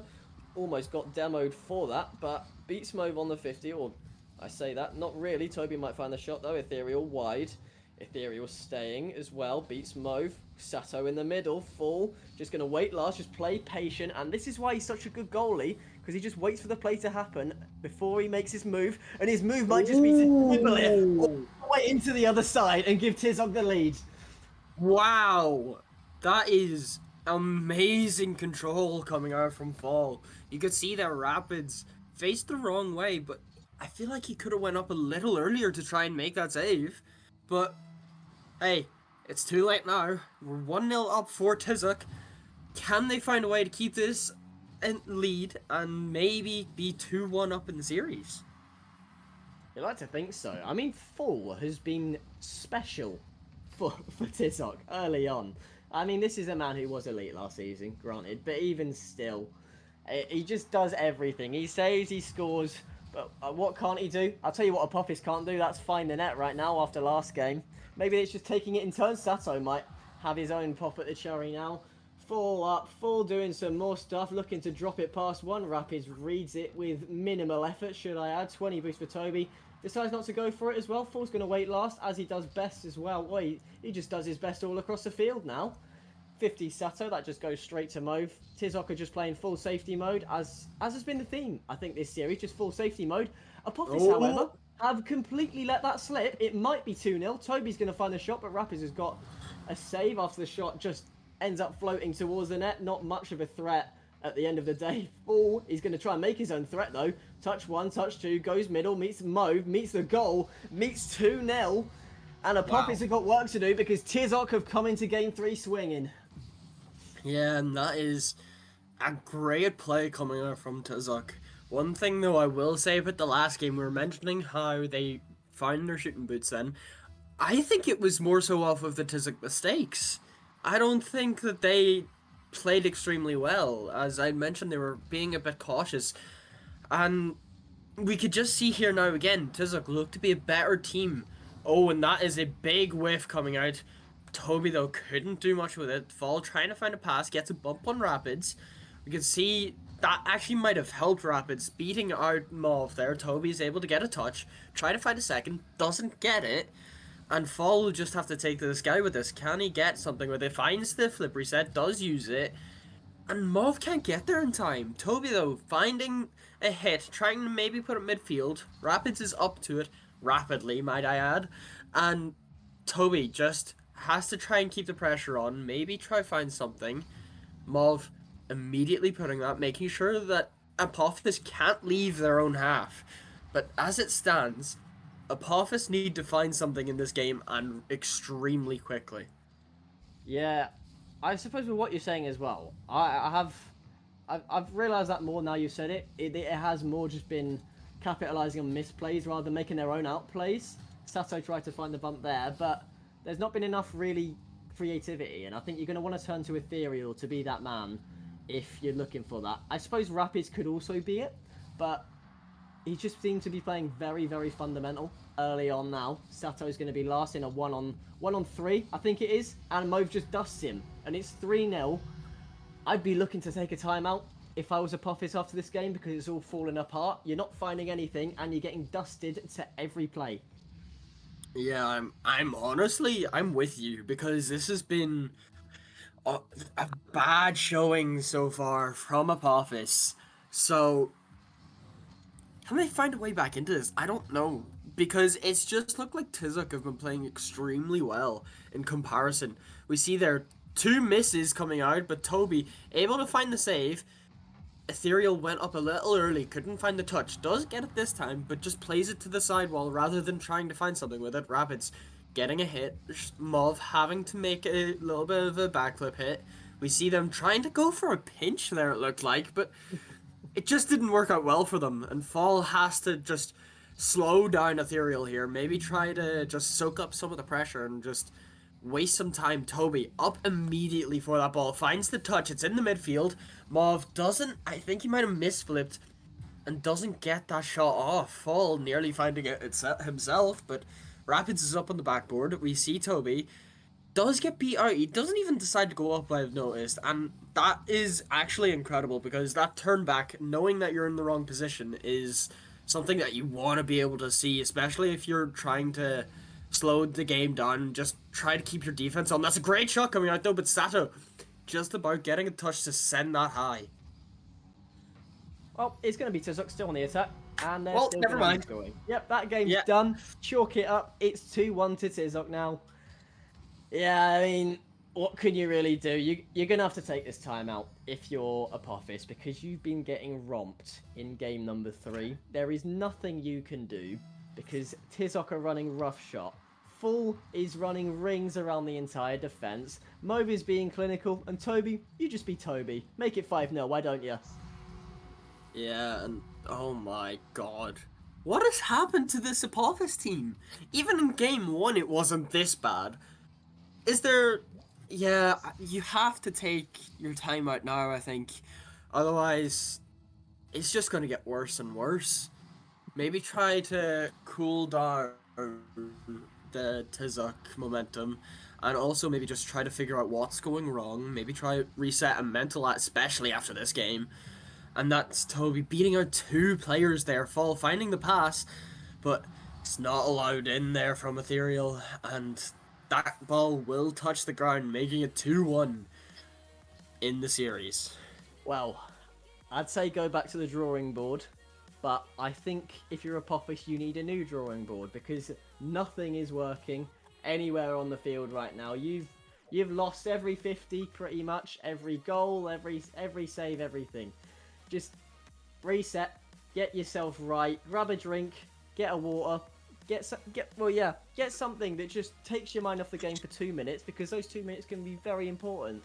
As we saw from Tizuk with the last game, with probably was, I think, one of the best timeouts I've ever seen. I don't know what they said, but they won 9-3 in the following game. So if Apophis can replicate anything like that, they're not even going to take it. They just want to go straight in. But they're probably waiting for match point, I suppose. But I don't know if that's going to be the right decision right now. If they do prove me wrong, I would love if they did manage to prove everybody wrong with all this, but they've got a lot to do. They need the first goal more than anything. They need the second goal as well. They need not to concede 5. They need more shots, more creativity, more passing, more teamwork, be on the same page. Just a bit of everything, really. Yeah, and that last game as well. The thing is, Apophis had more shots, granted only by 1, but they still had more.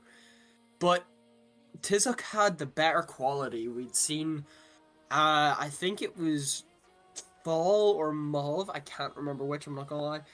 They had 100%, 2 for 2, shots record. So if they keep playing like that, Apophis, you are in some deep water in this game if you cannot handle this, because Tizuk have been playing extremely well, and that's a good 50 coming out from Ethereal. Rapids, again, another great 50. It does bounce off the backboard. No one's there for it. There's a double commit coming out. Fall can get that away, however. Bail his teammates out. Ethereal taking that to the sky. Finding reset, doesn't do much with it. And Sato will just try to make something of this. Gets a little bump on the way out. And that is a great play coming out from Apophis. We had seen the pass come out. Sato finding it on the backboard. Rapids getting the shot. And Sato just maybe taking that goal. I don't know if that was going in, but if it was, he will definitely step at that. That's one way to silence the doubters if you're Apophis right now. I think that shot was just going just wide as well. So Sato with that little skim to just finish it off. It just capped off a beautiful play by Apophis. They're getting into it now. Maybe they heard the absolute slander that was going on. But now you've got to focus on defense, because otherwise, Tizok are just going to equalize at the click of a finger. Yeah, and this is just looking like the same game over. Yes, there was a goal. Sato, where are you going? Puts himself into the top left of his own net and can't get back in time to make the save. It's just... Yeah, Tizok, they've been playing so much better. Granted, they've conceded this game, but if you take away that, they've done nothing wrong. That's a good hit as well from Mauve. We see Ethereal just booming that ball away, trying to make something of it. He actually does! As Fall and Toby both... They both just whiff the ball, maybe misreading it off the backboard, and Ethereal gets there in time to make the shot. That is a tough read if your name is not Ethereal, who restores lead now for Apophis. But at the same time, you can't afford to make that same mistake that you did 40 seconds ago, which was concede instantly. You're going to be wanting to double that lead. Sato, that's not the touch you want, buddy. I think you want a little bit more on that. Rapids, there you go, into the corner, straight to Ethereal. Toby, though, in the middle. Rapids is also going to go in the middle. That's going to go straight to Sato, who's going to take it low past Mauve. Toby's going to stay on that, just be a little menace. He will manage to do that as well, but that just goes straight to Rapids. He's just going to try and drop it in the net. That just goes off the backboard. Toby with a clear. Will beat Ethereal, but will beat Sato as well. This is dangerous now on the other side. Toby with a bump. It is going to find the net as well. Toby with no boost. That is just menacing. Yeah, that is... Wow. Ethereal just a little awkward off of that Toby touch, and Fall will happily clean up, making sure that he can send his team... sorry, I say send his team. He's going to equalize for his team. I mean, all of Tizok are just doing bits now, aren't they? Yeah, I suppose it's... Of course, Apophis can improve in some areas, but when a team's operating as such a machine like Tizok are, these last couple of games especially, there's only so much you can do. Like, you've taken it up to 10, but you've got to take it up to 11, because otherwise Full might find another shot on your net. Toby might just keep bumping you as well. Ethereal with Full, but still manages to lose the 50. That's just going to go straight to Sato. That's going to go back to Ethereal, who can't quite find the giant touch on what could have been a brilliant redirect, but Sato down to the middle, down to Rapids. Full, forced to make another save. We'll keep it 2-2 at the halfway mark now, unless he just wants to make a goal of his own. Forces Ethereal with the save now. It's Toby on 0. Full's just going to fake it. No mind. He's just going to pass it to Mauve. There's no boost now on the side of Tizok, so they're just going to look to regroup. So it's good time management as well. That's something that, well, not a lot of teams pay attention to. Their time management. So Tizok have absolutely been using that very well. Toby, maybe if he just sticks to lower boost, he can win more 50. Because I've seen him win more on 0 than I have on 100. But Mauve, up, round. Will he find a pass? Not quite. Oh, there he is again. High boost, so you just know where it's going. Yeah, and honestly, I'm actually with you, I think, on that Toby call. He has, I think, one more 50s on 0 boost. But we see Sato trying to find the pinch. Doesn't get enough power on it, however. Toby, taken to the sky, does get it over 1. And that's 2 whiffs coming out. And no one's there for the follow-up shot. Mauve misreading, not expecting either miss. Rapids has to be there quickly, but Mauve gets there just in time to save his team from going down one more with 1:35 on the clock. We see Mauve getting a good 50, falls straight to fall, and Sato just has to quickly try find a way to put that away, and Toby can collect this after the hit. Come on now, Apophis, what have you got left in you? You've been playing cautious all series, but it's time to throw that out the window. It's time to get more creativity, like that shot. That was a beauty, but it just hit the post. The ideas are coming through, but missed chances can be rude towards the end of the game. Rapids fakes out the defense. That is picture perfect from Rapids, from the man from Apophis, who gives him the third lead of the game, and surely it's third time lucky and they can keep it this time. Yeah, and that just looked to be a bit of a panic jump there from Toby, I think. He just spawned back from being demoed and had to just try go up quickly. Can't do much about it, though. And now we see him again. He has the full boost, maybe a bit of a mistouch. Fall can pop that one up. Sato's up to it immediately, finds the flip reset, uses it. But Mauve is just reading the plays. We can see both sides are kind of just... I don't know how to explain it. They're both making mistakes, but they're also both playing correct. It's a bit of a strange one. Sato finding a touch, and Ethereal getting that after the miss from Mauve. Fall trying to find it away. Rapids getting a good touch. Toby can just push this one away. Mauve following it up, taking control of the play, maybe trying to find something. Can't do much. Does get a demo, however, and that will help him out so much. And Fall can get that one in off of the Toby pass. Well, that demo was huge, wasn't it? Mauve now, forcing out a full team play here. Good demo from Mauve, good pass from Toby, good finish from Full. The machine's here again. Now, the gears are whirring. They've found their third equaliser. And how many leads do Apophis need before it's finally enough? Because it seems like however many times they score, TikTok will always have a response. I've seen more leads in a pet store, and still, TikTok have found the response to every single one. Rapids might find any sort of nail in the coffin. Is there going to be anything on zero for the first time in the series? No, Toby just wants it killed. Boring. But we go to overtime anyway. Yeah, and this looks to be an interesting series so far. It's gone game by game, back and forth. As now we have this overtime. It's been the most even game so far, and that's a great 50 coming off from Fall. Tried to find a demo, couldn't do it, and there was a bit of a whiff there, I noticed, but Sato can clear this out for Apophis, finding them away. Toby has to quickly get up for that, and Rapids is just going to try hit that away, maybe try and hope to find something. Doesn't do much, however. Mauve with a pop shot. Toby's there for it and gets the hit. And that is a great redirect coming out from Toby to take this game 4 and be on triple match point. Toby, that is astounding. What on earth is that touch?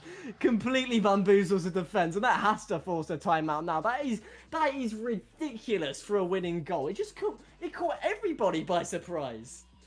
Yeah, it caught me by surprise as well.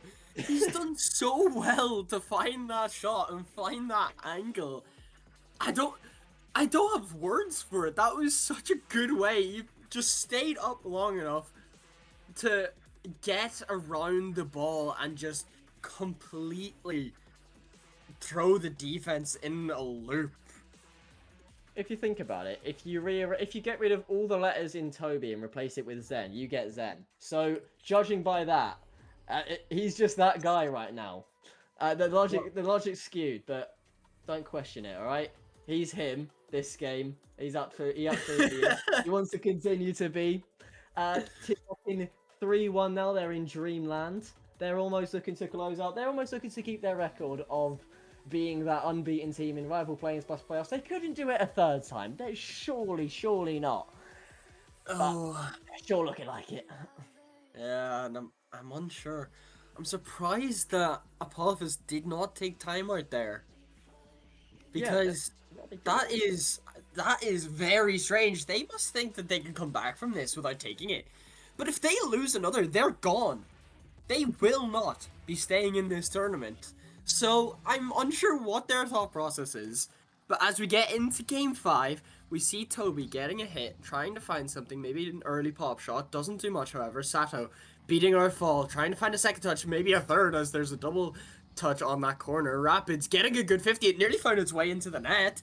And Fall will just have to take to the sky to this one. Can he get another touch? He does. It comes to the middle. Smov is there.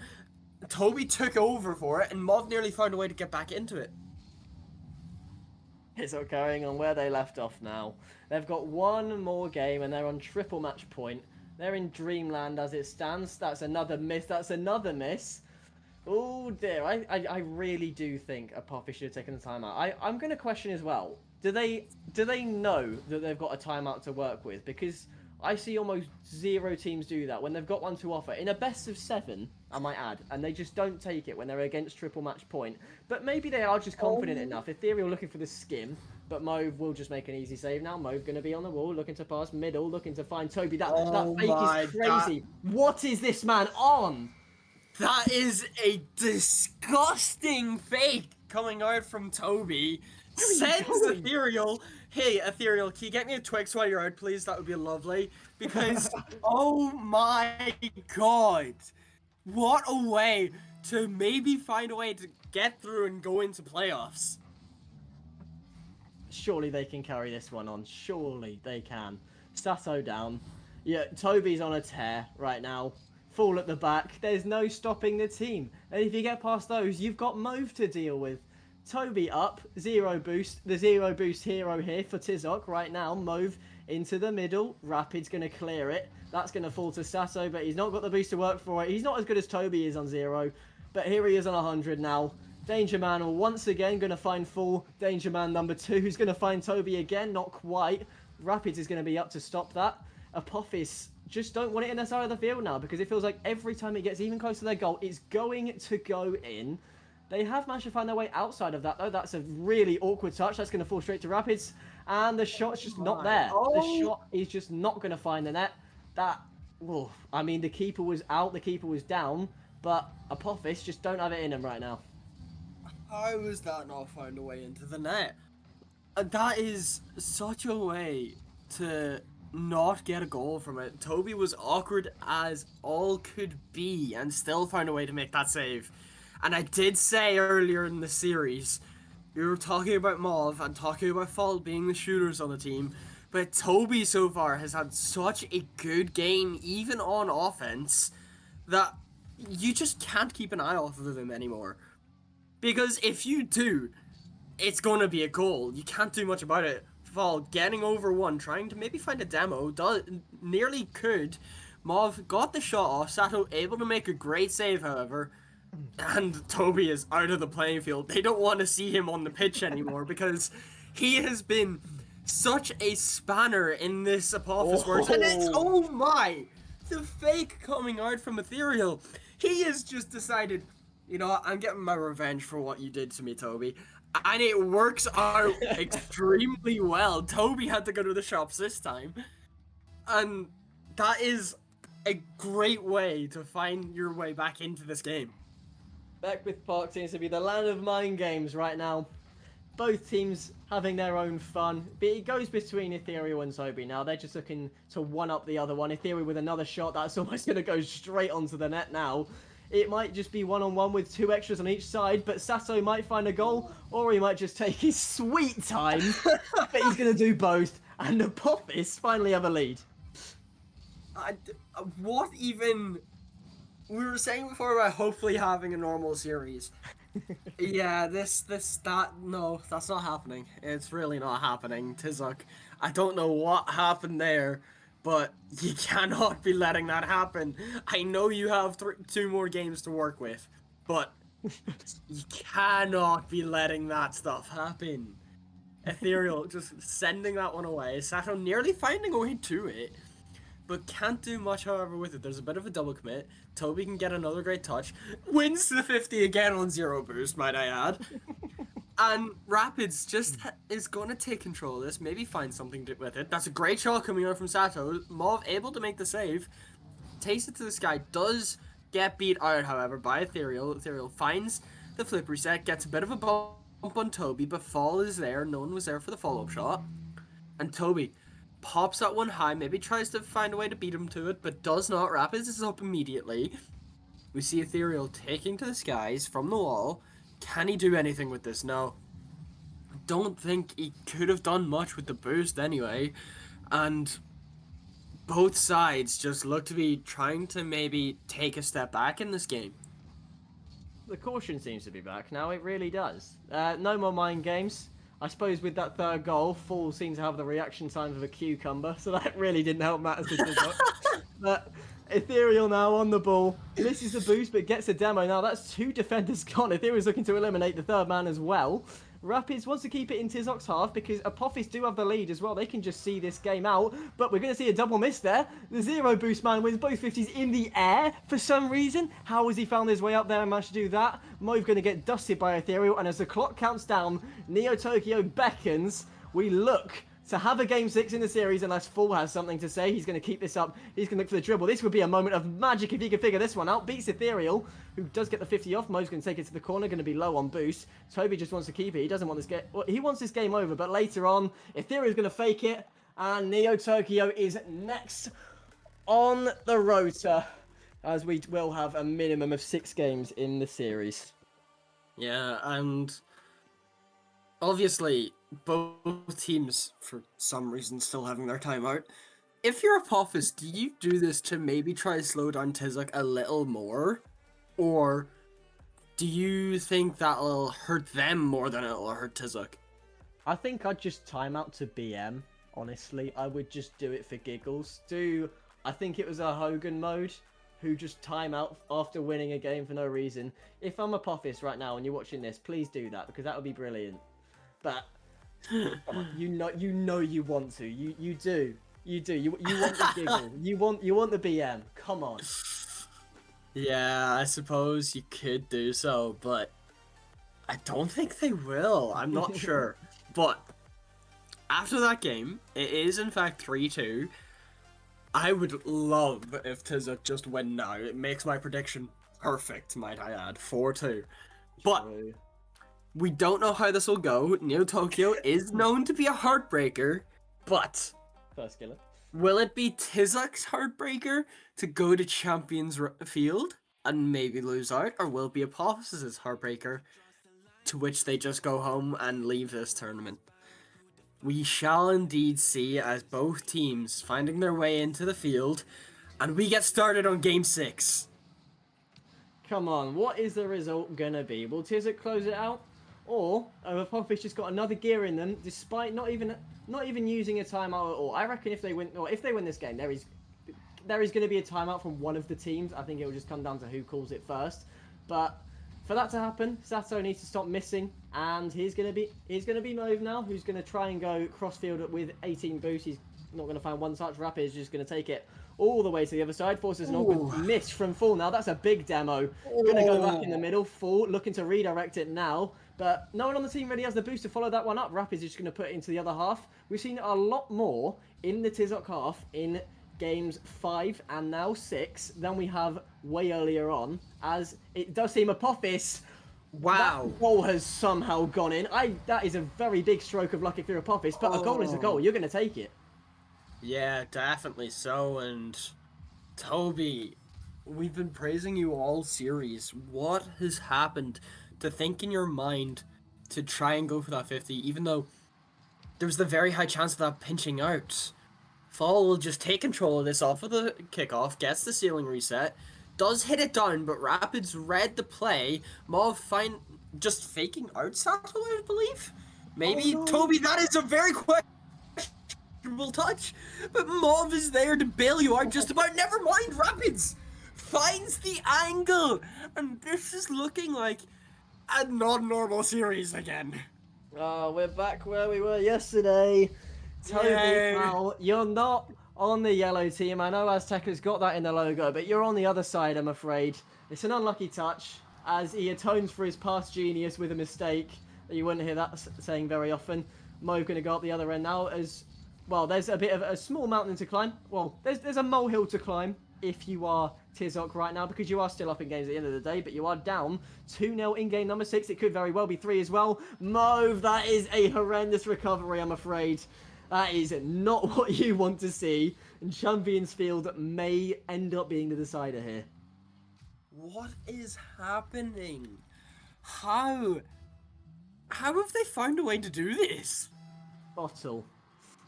This is... I don't understand. Because Tizok have looked incredible all series until this game. And now they are falling. I suppose they did. But this game has looked so bad and so poor so far from Tizok. That's a good shot, however. Sato is able to get up to it quickly and just about in time. Mauve hitting that away, just trying to keep this in the Apophis half. But I just don't know if they can find a way back into this one. Because unless they are just trying to mind game like they did against Mirage and just absolutely destroy them in Game 7, then I don't know what the game plan is, because they should be finding a way to win this. They've been playing so well all series. It looked like Apophis were just kind of playing off of the mistakes. But this game, it's looked like it's just been all mistakes from Tizok. What are you going to do? It does seem that way, but it might be just what you're saying. Maybe they're just looking to replicate the best timeout ever called in Rival by doing that, breaking their own record and scoring 10 instead of 9 on Champions Field. But right now, Apophis seems to have left the defense open. If that did touch Ethereal, that would have been in the net, but thankfully for him, it doesn't. That's a suspect pass mid, though. That's going to beat Toby. Mauve ends up beating your teammate there. Just be careful there. I know you're 3-0 down as well, but you are still in this game. There is still a chance. There's still 2 minutes left. That's going to go to Toby. That's going to go middle. Ethereal's just going to back up and leave that one to Rapids, who's low on boost. Fool goes flying by as well. Toby gets beat. Ethereal's going to stay on that. Fool's going to turn as well, looking for a beat, but does get beat himself, as Ethereal's just bumped off. Now no one from Apophis is going to dare to challenge that one. They want minimal risk in the tail end of game number 6. They just want to see it out and get to 7, and then go from there, and hopefully not get beat up as badly as Mirage did, because it happened as well, this same situation. 3-1 down, made it back to 3-3, Azteca take the timeout, and just smash them to pieces. So hopefully, for Apophis' sake, they can stay composed, and that won't happen to them. But they will have to see this game number 6 across the line first off. No late goals, because late drama is the worst thing you want to see when you're in this situation. Trust me, I'm a Spurs fan. I hate these heart-in-mouth moments. But anyway, Apophis do seem to be keeping control.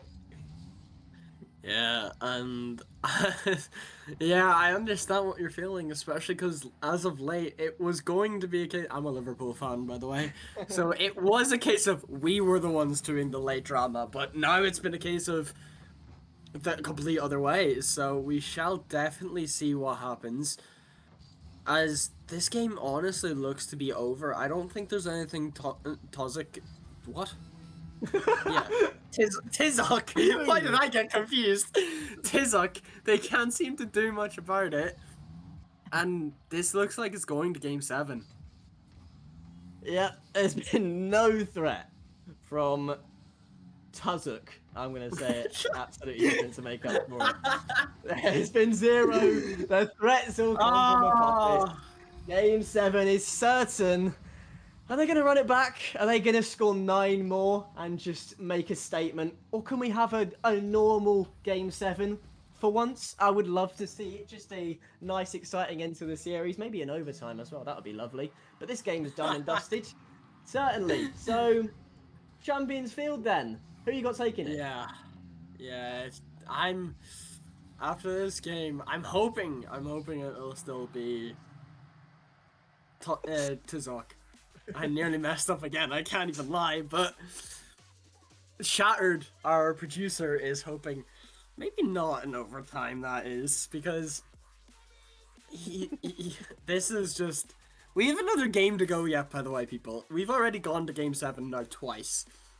If this goes to an overtime and then we go to Game 7 in the last game, that is going to hurt a lot of our minds. I'm not gonna lie, we might be a little fried.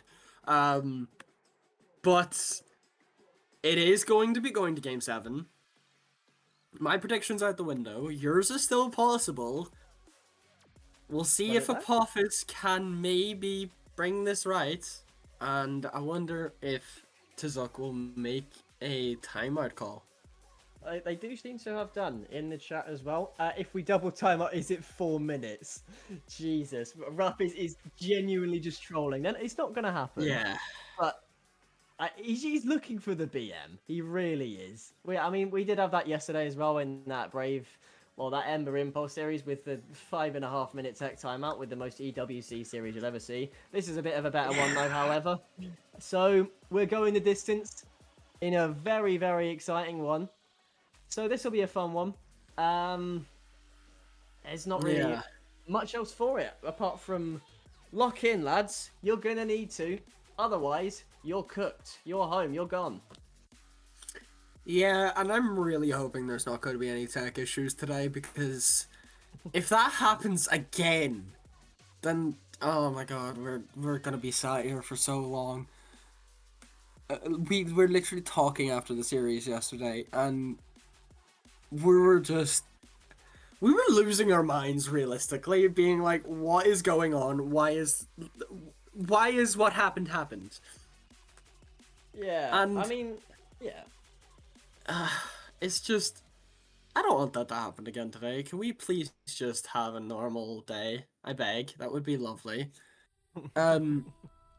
As we have 50 seconds left on this timer, I'm wondering, which team feels more confident, do you think?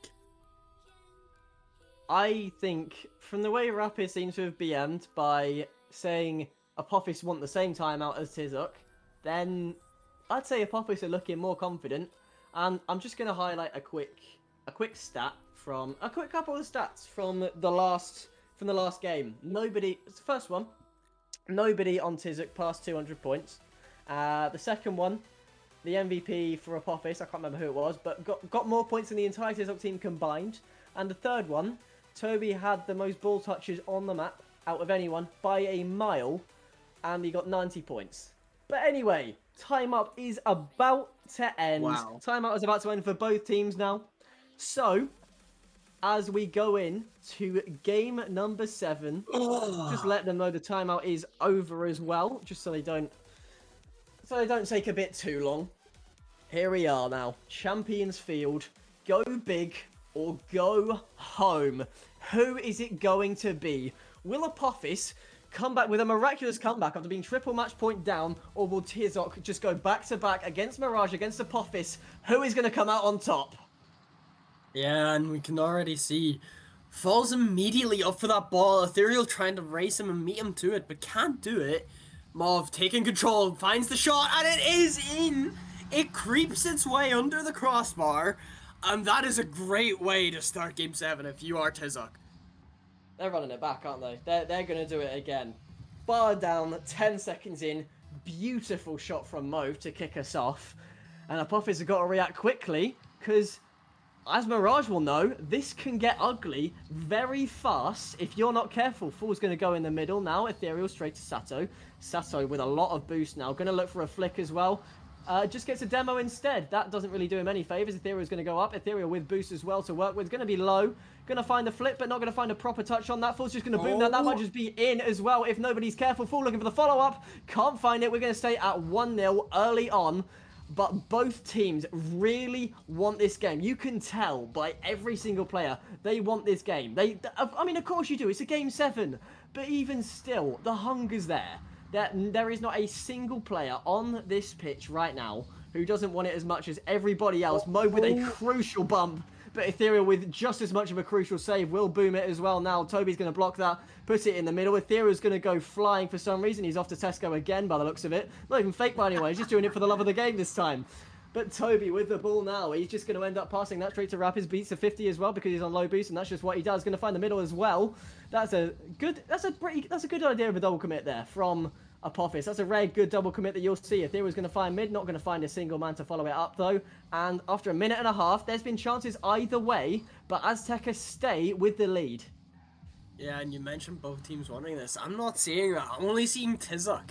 For some reason, it looks like Game 7, and that's a goal there from Toby. I will be quiet for now, because Toby, how have you found a way to push this one in? Mauve gets a great pass. Ethereal getting the 50 does get slightly beat. It hits the post and Toby finds a way to push it in. Just it seems like he's gone to the gym a lot more, because why has that found a way in? That This is a low an boost. yeah, genuinely, it has to be the low boost. It's a little bit of a buff for him. The strength is 20 times higher. And as it's been these last two games, Tizok looked to nearly be NRG from Worlds in Game 7, because they've been incredible so far. Both Game 7s. They have looked so much better, so much faster. I don't understand why they couldn't have just done this from the beginning. It's just like a challenge. Welcome back, Moist. You love how you go on Champions Field. Toby especially. Fine. This guy, he's back on his form like he never left the past two games. This is absurd. Stop it, Toby. That is disgusting. Is this Daniel? What is happening? What a way for that for Tizok to just immediate go, yeah, no, we're winning this. You're not allowed. I can't believe just the sheer composure they've got as soon as every single player steps on Champions Field. For some reason, they just act different. I don't know how they do it. This is the second time in a row. They're in cruise control in the latter part, at the halfway mark of Game 7. It might be 4 as well if you're not careful. Ethereal, can you just get back on the pitch, man? Just put him on a lead or something. He's going everywhere but where you want him to be. This is, yeah, oh my word. This is some showing in Game 7. This is reminding me of the Owlets again. Both Game 7s, winning both. Reverse sweep in one. Granted, that didn't happen here, but it's, oh my word. They want to have their names up on those banners like every other RLCS winner, because with the way they're playing, they might as well should. It does seem that way as well. You've got Toby, Daniel, you've got Full, who is, yeah, he's virtually the beast mode of the team. You've got Mo, who's the Atomic. So yeah, they're going band for band with NA minus about 800 MMR, even still. But regardless, they might as well just be them. There is no pun I can make involving Azteca and RG, so we're just going to leave it at that. We're going to leave it with their 3-0 lead right now. But now Apophis have their first chance of attack of game number 7, as they've offered, since that first minute has ended, they've offered next to nothing. When I said they wanted it, they did, and then they forgot that they wanted it, and they stopped playing. But Full might look to make it 4. Sato's just going to miss that. Mo's going to go in the middle. That's going to drop down. That's going to drop off the wall as well. Puts Rapids awkward. That's just going to go straight to Toby. Going to go straight to Sato as well. Full's going to turn on that. Take his time again. This is what he does best. This is what this man does best. He's looking for the double himself. Looking for the dagger. He's going to go off the bar. But Mo looking to finish it. That's a brilliant save. But there's still 3 goals to recover. How is it not 4-0? I definitely should have been. And this has looked to be just a repeat of the last series, because oh my word, Tizok, what has gotten into you in this Game 7? Toby immediately up for that ball, trying to just follow it, gets the flip reset, can't do much with it however, Rapids up immediately. Sato, can he find the read? No he can't. And Ethereal, that should be 3-1. How have you not scored that? Toby has to make a quick save off Sato's shot, Fall will just take this away, and with 4 seconds left, we have Tizok going to the... You can see Mov already done. He's done. He wants to get this over with. And Tizok will take this lower round spot into the playoffs. Well, the record stays strong. As of now, Tizok remain unbeaten in rival play-ins throughout 3 separate seasons. They've iced up in back-to-back Game 7s. There's your stats for game number 7. They've done a complete 180 of game number 6, where it was absolutely horrendous. No one passed 200. Now everyone's passed 200, almost even 300 as well. Man of the hour as well. Toby in that game number 7.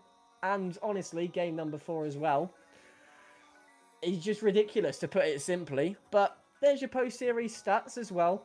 The ball possession pretty even. The field domination as well, pretty even. Everything except demos is crazy difference.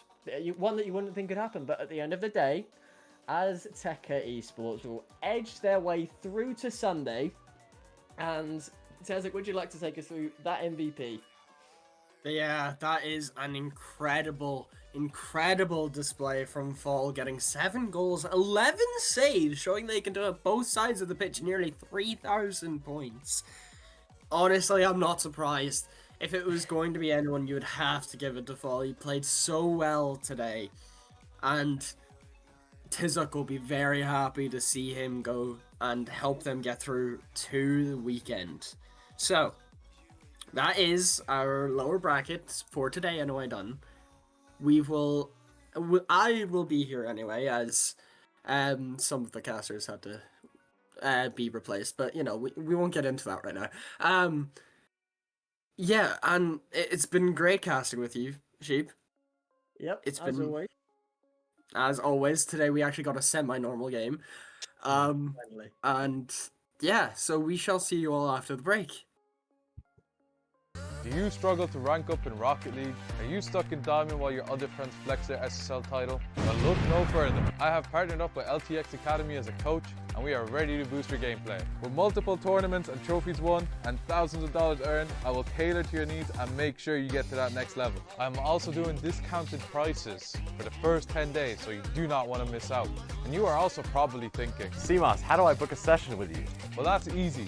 Just open up that fancy browser of yours, type metafy.gg/@cmasorl_, pick a session to your liking, book a time, and bang, you're booked, and I'll see you in the call. Once again, that's metafy.gg/@cmasorl_.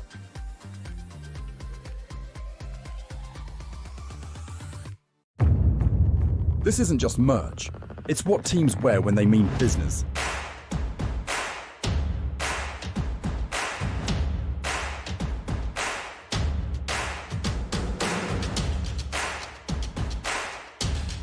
Every stitch, every print, every detail,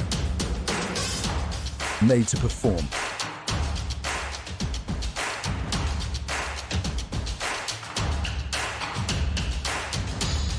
Trusted by the grind, from grassroots to championship halls.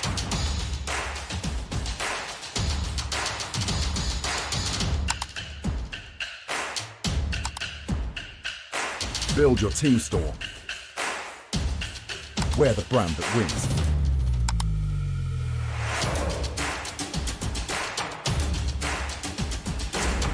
SpartanWare, trusted by the grind.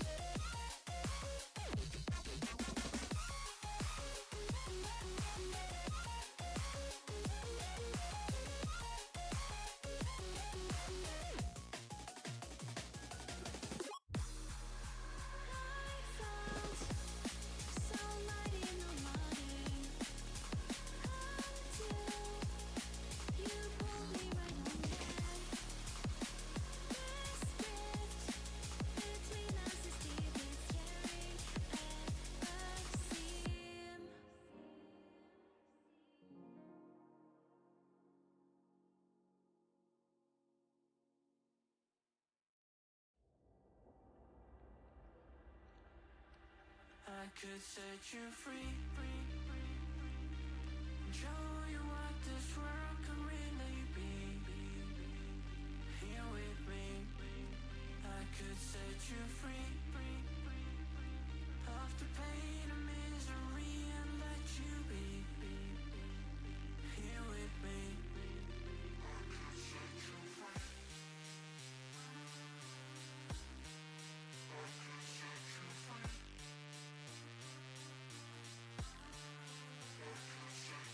free.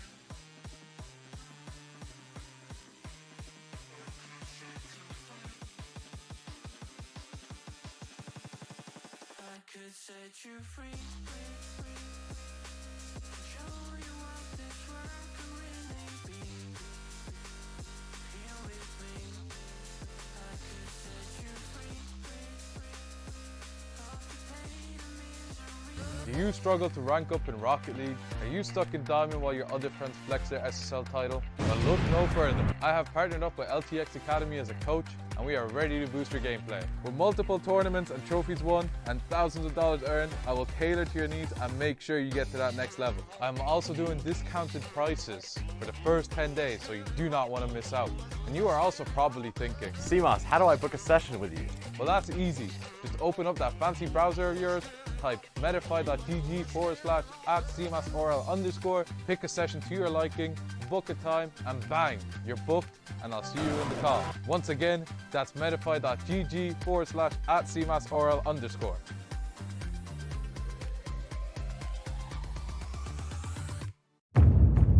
This isn't just merch, it's what teams wear when they mean business.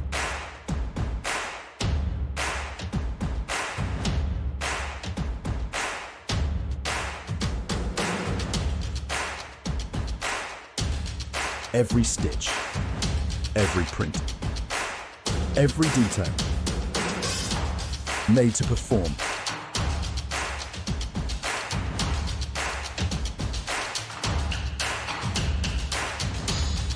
Trusted by the grind, from grassroots to championship halls.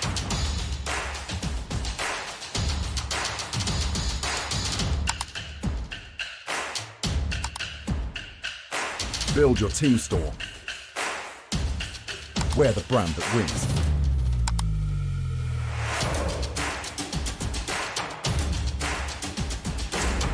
SpartanWare, trusted by the grind. I'm the storm that meets the moon. I'm the sun that will not move. Do you think you are? Who do you think you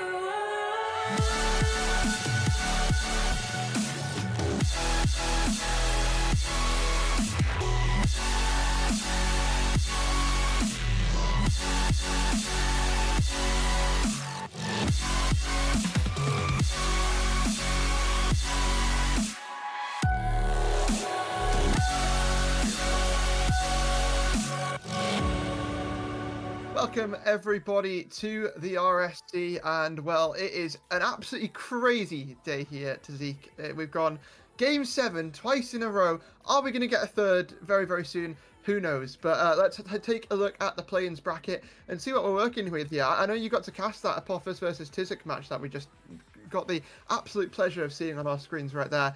I mean, just break it down for me. What has happened today?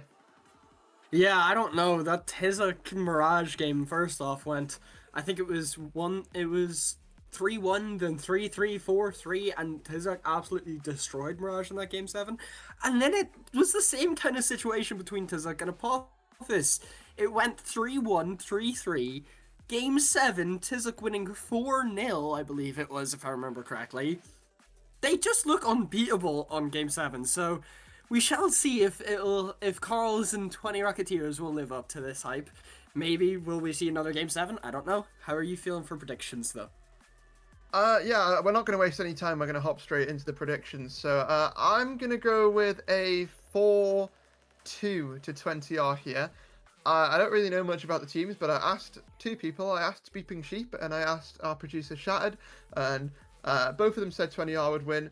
Beeping Sheep gave me the more interesting scoreline, so I've gone for that one. But yeah, what about you? Yeah, I'm with you on the team, not the scoreline. However, I think this is gonna be a sweep. If I'm honest, I'm thinking 4-0 to 20 Rocketeers. Like, for some reason, I don't know why. I feel like there's going to be a sweep happening today. So you predicted a 4-0 and a 4-0's popped up, a 4-1's popped up on the screen. So you've lied beforehand and said that the prediction was 4-1, and then now you've just changed it live. I think I said 4-0. Okay, if it's a 4-0, I'm taking your points away personally because you've lied. I said 4-0 originally. No. No, you didn't. Anyway, we've got a game to get started. There will be no arguments. we've got a game to get started, and we have a game to get started right now. It's not Deathclaw versus Systema Solaris. It's not quite that, but we've got a game to get started nonetheless. So let's get the players on the pitch and get things going. Oh no! What is it with today? The last 2 days, pure chaos. I'm just listening And to our now producer absolutely panicking in the background. By the way. But yeah, we'll just have to see how today goes now, as we get underway. We see a pump coming out there. Killa having to go all the way back to get some boost there, and Stingray getting a 50. Sick one, getting the pass over, but there's no shot on target, whatever. Sasuke, I believe it is. And Killa on the backboard having to do it. There's a double commit coming out there, and we see Is God? Is that his name? We'll go with that. But Well, I yeah. mean, I'm excited to see, how things really play out in this matchup. Obviously, people have favoured this towards 20R, but the shooting really doesn't look like it right now. And, well, they're not quite able to put these shots anywhere close to the back of the net. I mean, we saw one on the post, off the crossbar, off of the goalkeeper. The shooting could improve, but we've got a whole 7 games potentially to maybe make that happen. And maybe we only need about 20 seconds or something. Yeah, after that was just pure constant pressure coming out from 20R. And yeah, that is one thing I want to mention about the league play that we had was Carl's going 6-9-3, finding a way to come second place in their side of the tier. And that's a great 50 coming out, and Killa, he will happily take that open net. So that, yeah, we're already 2-0 up. It went from not being able to find the target to finding it twice in a matter of seconds. I guess Jameso on 20R was so good that they duplicated him 3 times, and that's why 20R must be winning right now. I mean, if you could make 3 carbon copies of your Rocket League self, would you be winning? I'm genuinely interested because it seems like 20R are, and they've got 3 players with all the same webcam on right now. So I don't know if anyone spotted that, but bonus points if you did. Anyway, it's looking like 20R are very much in control of the early game so far. Looking to take this into the mid game as well with a lot of pressure. Starting to cook up and see how long it takes a breakthrough to come through. And maybe, I just speak things into existence apparently today. You want some the shooting percentage to improve? There you go. You want a counter attack? Sasuke's going to answer. That is some way to answer as well. The teams are looking shaky at the start, especially since Killa missed his double tap there earlier, which set Carl's on for that attack. We see now Killa actually getting great control of that ball, finding the 50. There's a shot coming out from his god. Doesn't get it on target, however, and we just see Killa trying to keep that pressure on, trying to find a way to get his team on the attack even further. Does get a good shot, and that will find the net. Killa already with a hat trick. And this is just already looking amazing from 20R.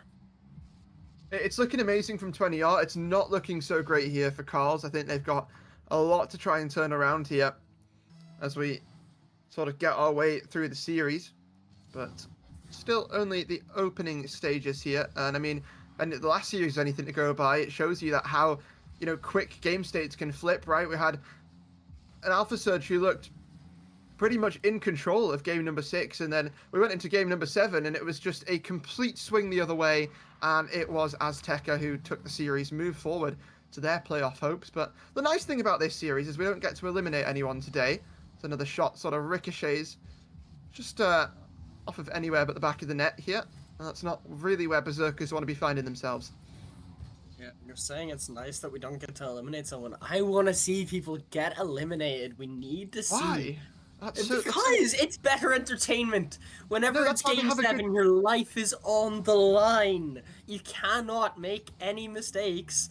And as it was for the last game, we've seen that whenever game 7 is on the cards and your life in this tournament is on the line, anything can happen. And we see his god trying to get a good 50, does so. Jameso getting the shot off. Stingray's there for the save, however. Sick one, getting it away. Killa has to try and just slow this play down a little.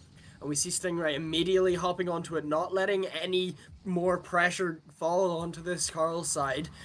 And we see a little bit of a mistake there. Sasuke immediately up to it. Sick one, trying to get another touch. Does get it. Sasuke finding the pass midfield. But Stingray fell back, not expecting it to actually find a way through. And 20R will be very happy that that pressure is let up a little. Yeah, they very much will be, but they've still got a little bit more work to do. It's not over just yet, and I think, you know, when you look at the context of a series, right, I mean, it can swing so quickly.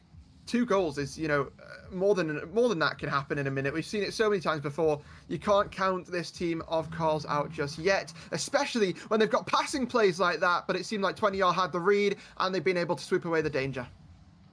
Yeah, it's 20R, they're just getting away, thankfully. We see, though, Carl's finding a way to bring their feet back into this and maybe try to start some things, but Stingray getting a good save off of James's shot. His god does get beat out quite easily, might I add, and Jameso has to try and take control of this in the air. Stingray, however, immediately on him, not letting him get away. Killa trying to play this, does get past Sasuke, goes to the air, not much boost left in the tank, however, and Carls are looking to maybe find themselves getting a bit more steady within this series. Potentially, here's maybe one final opportunity for them before that timer strikes 0. Someone's got to go up for that, but no one's got the boost, no one's got the resources, and it looks like this game number 1 will go the way of 20R. A little bit of pushback from Berserkers in the second half, but very much, you know, for the most part, that felt pretty in control. Yeah, it was probably just another day in the office for 20R there, as they do pick up a very well-deserved win to start this series right and maybe push forward, and who knows what will happen. Is right. Who knows what's going to happen? Who knows how the direction of this series could change as we go on throughout, but right now 20 are looking like the better for sure. But overall, it's an interesting matchup, right? You know, you said that you like to watch teams get eliminated. I have to disagree. I love the hypeness of a championship Sunday where you've got 8 teams all battling it out. I didn't quite get to experience that, as you know, but it's always fun to watch other people and, you know, cast them on the live stream and sit here and cope. But no, I have to ask you, how funny, how much did you enjoy watching me get eliminated? I can't lie, it was kind of fun getting to cast it, especially because if I'm remembering correctly, that was only like my 3rd or 4th cast. So getting to do that elimination game and seeing you drop out was an amazing time for me. I'm not gonna deny. But you don't get to see it ever again, so make the most of it. Well, who knows? Maybe next season if you're playing. I will be. Well then, it might happen. I'll be winning next season. Trust. Yeah, sure. And we get into Game 2 in Forbidden Temple. Can 20R keep this momentum up, keep their playing well, or will Carls find a way to get back into this series? A great question, and we've got 5 minutes put on that clock to try and find the answer. And it's not a must-win here for Carls, but it's starting to get towards that territory. You don't really want to drop this one, that's for sure. So, good performances, you know, from a couple of players. Most notably, I think Stingray, and I'm not being paid to say that, but I mean, I think overall, you know, he was that defensive rock of Carls that stopped them from being, you know, a couple more goals down than they probably should have, right? He was like 5 saves, 500, 600 points. He was putting up a performance, and I want to see that continue here. I want to see it continue across the rest of his team as well. I hope to see what they can do. Nothing on the board just yet here to seek, but certainly feels like something's going to change soon as we find ourselves a little bit of pressure here coming through from Berserkers. Yeah, and you're mentioning the last game, and I want to mention Killa really doing a lot of heavy lifting, having 600 odd points. Granted, the 3 goals will help out on that, but neither of his teammates even broke 300. And that would be a big factor because obviously this is a 3v3 game mode. You cannot 1v3 in this and expect to win. So so we need as God and Jameso to kind of pick up the pace a little, maybe try to actually help out Killa a little more, possibly find themselves on the score sheet, as we see Killa trying to find Jameso. Sasuke's there though immediately for the hit, and as God has to just quickly go up into the air trying to avoid a bump. Sick one misses that. Jameso getting a good shot, Stingray immediately getting there, and Sasuke finds that redirect and will take the lead in this game too. Yeah, it's pretty good from Berserkers here. I love the pass coming through downfield, and to have that positioning, we've already been down there to set something up like that. It's confidence here from Carls, and it's good to see after what was not the greatest game number one. Looking to bounce back here, but still 3 minutes left to play with, and still anything that can change. Interception trying to be found there by the 20R member, but we'll be back over into their possessions. They've got some time and space to work with here, but that space is instantly closed down, and it seems like Berserkers, while they might not have had the greatest start in the series, are certainly not out of it. Certainly looking to heat up. And on the side of 20R, it's looking not the greatest in the defensive side.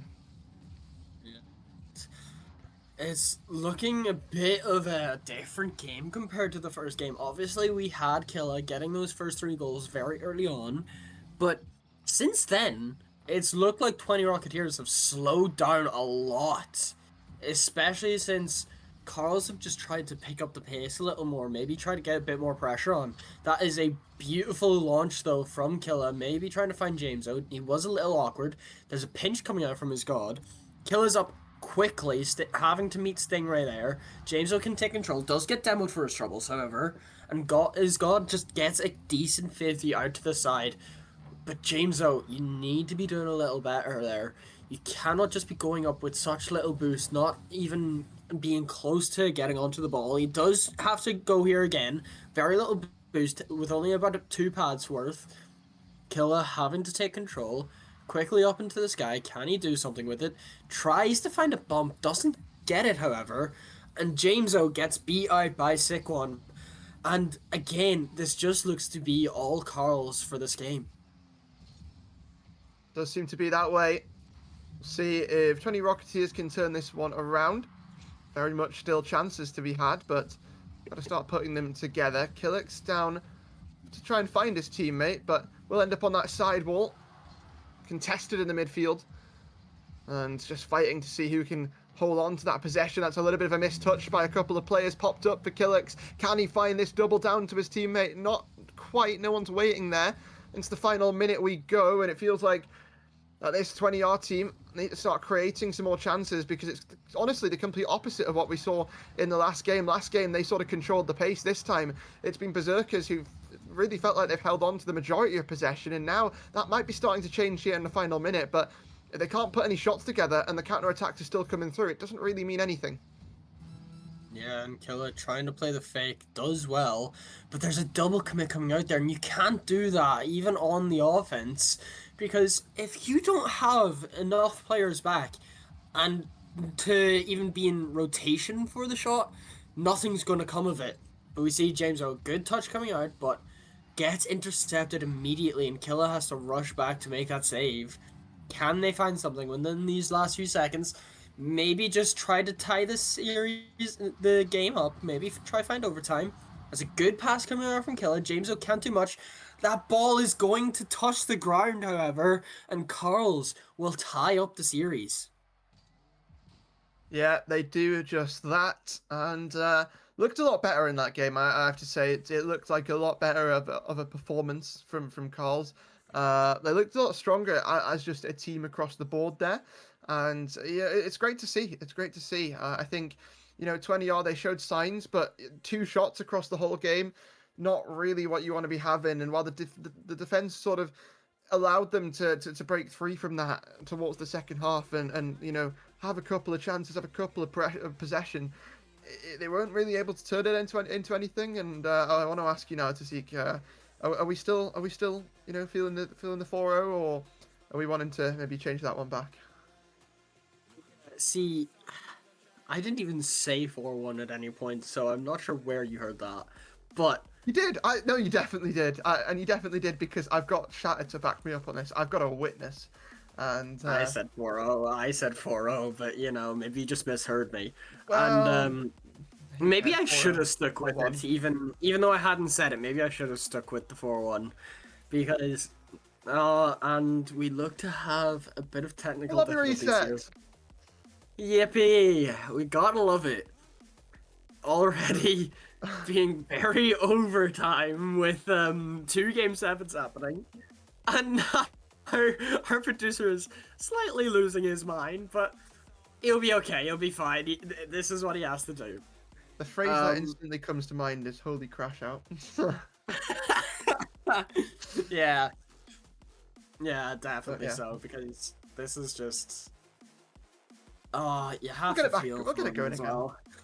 Yeah, no, you do, but at the same time, I really don't. So it's the price you pay when you're going to Smurf play-ins tomorrow, and and cause a few more issues there. Hopefully not. But I mean, Shattered, good luck in play-ins tomorrow. I know you can hear me, and good luck to all the players on the pitch here right now, because we're getting it into game number 3.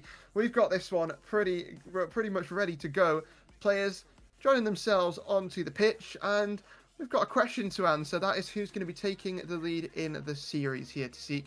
Is it going to be, 20R getting back to their game 1 winning ways, or do you reckon Berserkers have maybe sort of got to a point now where they can start to sort of take this into their own hands? I'm not sure, because I wanted to mention one thing from that last game. Only one player, I think it was, had more than one player on 20R. I can't remember who it was, but they had about, I think it was 280 altogether on Carl's for one of the players, and he was the one who got MVP. But 20R got 400 for one player, 2 something for another, and 100 and something for the third. I'm not sure what's happened, because they clearly can do well just like that, and that is a great shot from Jameso, just making me just stay quiet, make sure everything's okay. They get ahead. Can they keep a hold of this? Well, we will find out. We will certainly find out, and find out very, very soon, in the next 4 minutes and 25 seconds. But I mean, it's a good first goal on the side of 20R. They've been able to restore things, but for how long? Because they've got people like Stingray sort of charging that one down. It's a bit more difficult than you would probably think to get out of the defensive side. It'll be just whiffs coming through, and everybody making it awkward for each other. And you have to think, if that goes in, that's not a goal we should be conceding, and it isn't going to be one. It's going to be cleared away. James is a little bit awkward. Going to opt to leave it for his teammate. But it looks a little bit awkward here on the defensive side for 20R in general, and I think it's just going to be about stabilizing that, getting back to a what are we doing? What are we doing? Can someone? Yeah, there we go. Okay, and getting back to a bit of a relatively okay position. Yeah, well, we can see both teams. You can see Carl's trying to find a way back into this as quickly as they possibly can, but 20R don't want to let that happen. We see Jameso trying to go up. Doesn't have the boost for it, however, and Sasuke can just get that away. Is God just hits it straight to Sikwon, who does get beat, however, and Stingray has to take control of this. Does not pick up the middle boost. Jameso gets it, luckily, and Sasuke tries to just slow the play down, soak up some of the pressure, maybe try to just maybe start a counter-attack here for Carls to get back into this game, maybe take the lead in the series. We see his God taking that, very well done, and Sikwon misses the touch there, I believe. Doesn't find much to help out his team in this situation. Killa passing it over, trying to find Jameso, does indeed. He hits it off the sidewall, but he just can't. There's no follow-up. There's no shots happening. We need to see some sort of risk being taken here. I know you don't want to let up the lead. You don't want to let up in the series lead, but they need to find something quick. Otherwise, Carls can come back into this extremely easily. Certainly can. And we'll see if one goal's good enough. It was last time, right? But it was for the opponents. It was for the side of Berserkers, being able to get that game number 2 over the line in 1-0 fashion, but things are still becoming a little bit difficult in the defense here for this Carl's team. And it's not looking like there's any sign of that really, getting restored soon. I think it's going to have to just be scaling out of the defense here bit by bit, and maybe they can start to put together a counter-attack now. But the issue is they've really not got a lot of boost to work with, and this is where they sort of take that opportunity to maybe refill the tanks. And it looks like they've been able to do that, but it is just cleared away. It is just straight into the possession of 20R. They're looking to put together the pieces, not quite able to, and it will stay at a 1-goal lead, and we are bumping our teammates. That net is open, and that was almost a bit of a disaster. Yeah, and as you said, it nearly was a disaster, and we see, though, is God trying to do something with that. That's a great pop-up from Killer. Can anyone be there for the shot? James just gets a touch, and it helps his teammate out so much. Sick one. Not expecting, I don't think, a touch there from James, at least not that low. And he has to just try jump. He has no boost for it, and Killer will happily take the open net and help them double their lead. That was something. It was certainly a goal, and I think that's all I want to say about that one, to be honest. But I love it here, coming through from 20R. They're showing confidence. They're showing that they can put these sort of aggressive looks together, and they've just got to be careful about this counter attack, right? It's really pained them a couple of times throughout the series. Not so much in this game, but just always something to be careful of, because you never know when people can really come alive and show their prowess, but it's not something that they're really caring about right now. They're just scoring goal after goal and doing it in such a fashion here to Zeke. Yeah, and that is a great goal for 20R in this situation, because it just kind of puts a nail in the coffin, just to bring them forward in this series, getting that next game, just keeping the momentum going. Stingray nearly had an own goal there, might I add. And Isgod just has to try and slow the game down. Killa hitting that forward. Sick one, trying to do something with it. Doesn't have the boost for it, however, so he just has to hit it away. James, though, getting around, just bringing it to the other side of the field. That's nearly in from Stingray, but it's just slightly off the target. And he gets the demo on Isgod, so no one's there for a follow-up shot, and Sasuke could just take control of this. But it looks like it might be a little too late, as we see Carl's will definitely be down in this series. Yeah, they will be. They're not out yet. They've still got a bit of a road, and maybe that goal is going to help bring back some of the joy in the comms. But I have to say, it has been a disappointing game from Berserkers here after what looked like, they were starting to come alive, starting to heat up there. For the most part, they just got completely destroyed there in that game number 3, and we'll see if they're able to bring things back. I think they've showed some great resilience already this series, and I'm still confident that they can absolutely do that here. But I mean, when you look at it, right, they have 5 shots. One of them was the goal at the end there. 4 shots technically. It really didn't end up looking very positive. I'll be honest with you, for them, and there wasn't many shots that felt very threatening. So I'd like to see them, work on their counter-attacks a bit more here, because it felt like they were slammed in the defense a lot, right, to Zeke. And when they did manage to break out, it felt just like it was, right, instantly gone, instantly over, and the boost just disappeared, and the counter-attack just, it just came down. No. Yeah, I get what you mean, though. It did look like they were kind of just trying to play off of the counterattacks, not trying to make anything of their own. And 20R immediately went, no, we are making sure that doesn't happen. We know what we're doing. We can get our shots off. We can actually put them on target, making our own plays. And they looked quite dominant that game, like they did in game 1. So I wonder, are they going to keep that form, or are they going to fall back to that game 2 standard where they kind of just let go of the gas a little and maybe fall behind against Carl's and let this series go back and be equal to 2-2? Well, game number 4 getting underway. Time to find out if Berserkers have got some pushback here, and maybe his name's Stingray, but not quite. Just kept out there. And that first goal not going to be able to be slotted by Berserkers. Will that one potentially come back to haunt them? We'll find out in the next just under 5 minutes.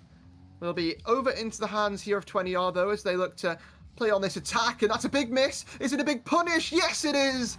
Killix puts it top corner. 20R first on the board. Yeah, and I've noticed in the chat some people aren't happy about the fact that I thought 20R was going to sweep here. Yeah, I've noticed they should be. You're a fraud. W Mill. Hey, look. We don't need to talk about it. All right, I just thought they looked better. Okay, it's not my fault. We've seen. I think it's Milwa thought that TBK would win in Game 7, I believe it was. So, and Shattered's really hoping that's not going to be the case, as he wants to go to bed. Our producer is very tired right about now, but we see James can't do much with it. Sasuke is able to get that past one, trying to get it past another, but Killa says no to that happening. He takes this guy, tries to make a play. Can he do much with it? He definitely can. That is an incredible goal coming out from Killa, getting perfect control in the air and finding it just under the crossbar. Yeah, Killix is just styling on him. He's feeling himself here in game number 4. 20R ready to go up 3-1 in this series. And this is where Carls have really got to start digging deep here. A long way away from getting a 4-3 win here, but I mean, you know, there might be a road. A couple of roads might lead to them, but those roads still a distance away. But you know what? When my academy champion himself, the GOAT, makes a prediction, I think you've got to respect it, right? Yeah, I suppose so, but at the same time, that is also academy. Just no shut up. offense to the academy players. What rank are you? I want to hear this, because casters usually aren't very highly ranked. In twos, I'm C1, so I think I'm... shut up. Hey, it's the same rank as academy, all right? Yeah, but you're in no right to slander academy. You're one of us. I never was. You're one of us. Stop. All right. Stop. Okay. Stop, bro. Okay. I'll call Millwhacker in the VC to come and deal with you. Okay. Anyway, 2-0 here for 20R as we take stock of the surroundings here on the Coliseum. Triple commit coming. 5 people. Did everybody go up for that ball? And no ball. Oh my god. I don't even know. It's completely gone. I don't know. I looked away for a second and just saw 5 people falling and don't know if anyone hit the ball. I think that right there is the equivalent of a headshot in Rocket League right there. You know, I didn't think they existed, but that right there is a headshot to both teams' mental. Yeah, I don't even know. Berserkers. They've got you know, a road to come back on here. They've got 2.5 minutes to make it work, but it's quite the distance away. Maybe they. Oh, maybe not. Stingray finds a pop shot in time. It looked like a team bump, I think. No, never mind. Is good. Just got spun out, and James went a little too far, and that is one way to come back into the series. Maybe even find a way to actually take the game and screw the mental 420R. But that is a big whiff. Killa trying to find the shot, sick one, just about getting there in time, and Sasuke can take this one away. According to Twitch chat, we have beef to Zeke. Yeah, I saw that. It's the same person again. It's Noah. It all comes from when he casted me getting eliminated in academy. So yeah, I hate him now. Him and Nova, the ops for real. But yeah. So you just hate the Irish? Okay, that's good to know. We're back to the 1600s. I can tolerate Danny Boy. I can tolerate Danny Boy. That's the only one. He's different. But yeah, I mean, so far so good here for 20R. Berserker's starting to cook up an attack, and maybe this is the opportunity where they can come back into it, but not quite. And it will put Stingray in a very awkward position, able to deal with it well. 20R looking like they want to continue bearing down on these attacks, but maybe they want to think a little bit more here because Berserkers are on the counter-attack. Berserkers have got that one drop down, and well, fortunately for 20R, Stingray has no boost and can't really jump for that. Yeah, and I've noticed, Shattered, I'm not sure where this beef has come from, saying we're the worst duo in the whole caster team. Wow! That feels a little personal, no? But Yeah. oh well, I guess we just My have to kind goodness. of move on from this. As it stands, both teams are looking a little slower again since that last goal coming out from Carl's. But there could be a good chance here. Stingray, I think that was going out anyway, but Killa makes sure that does not find its way in. That could even find its way in if they're not careful. Stingray is able to make it in there. And James will take control of this, take it to the corner, try to find the pass midfield. It gets intercepted from Sasuke and has to make a quick 50. Killa, however, faking the challenge, maybe trying to find something of it. Stingray able to beat him out to it. And it looks to be that 20R is going to take this game and be on triple match point. It does look that way unless a miracle was to happen here. But I mean, the only miracle that's happened is that that ball at the end hasn't gone in. So 20R moving to triple match point, like you say. Berserkers, they have a way back here in the series. They've got something to do. It's a while away though, and it's very much looking like this could be a 4-2 or a 4-1. And maybe you should have said 4-1. Maybe you should have. Maybe yeah, that's what I was thinking. I probably might have should have stayed with the, even though I hadn't said it, I probably should have stuck with it because timeout call. Well then, they'll have 2 minutes to figure out what's going wrong, and maybe try to find a way back into this. I'm not sure if I can see them finding a way back. Do you? No. But we'll see. We'll see. We'll leave it up to them to prove us wrong. 20R, their response to the timeout call was, what does that mean? It means you've got to sit here for 2 minutes and not play the game, which, you know, it does have an effect on people here to Zeke sometimes. And it can sometimes really swing things in other people's favour. So we'll see. You never know. It might give Carls the boost that they need to get over the line. But I think, you know, right now, for Carls, it's all about just chilling out and remembering that if you lose this, it's not the end of the world. You still make it to playoff Sunday.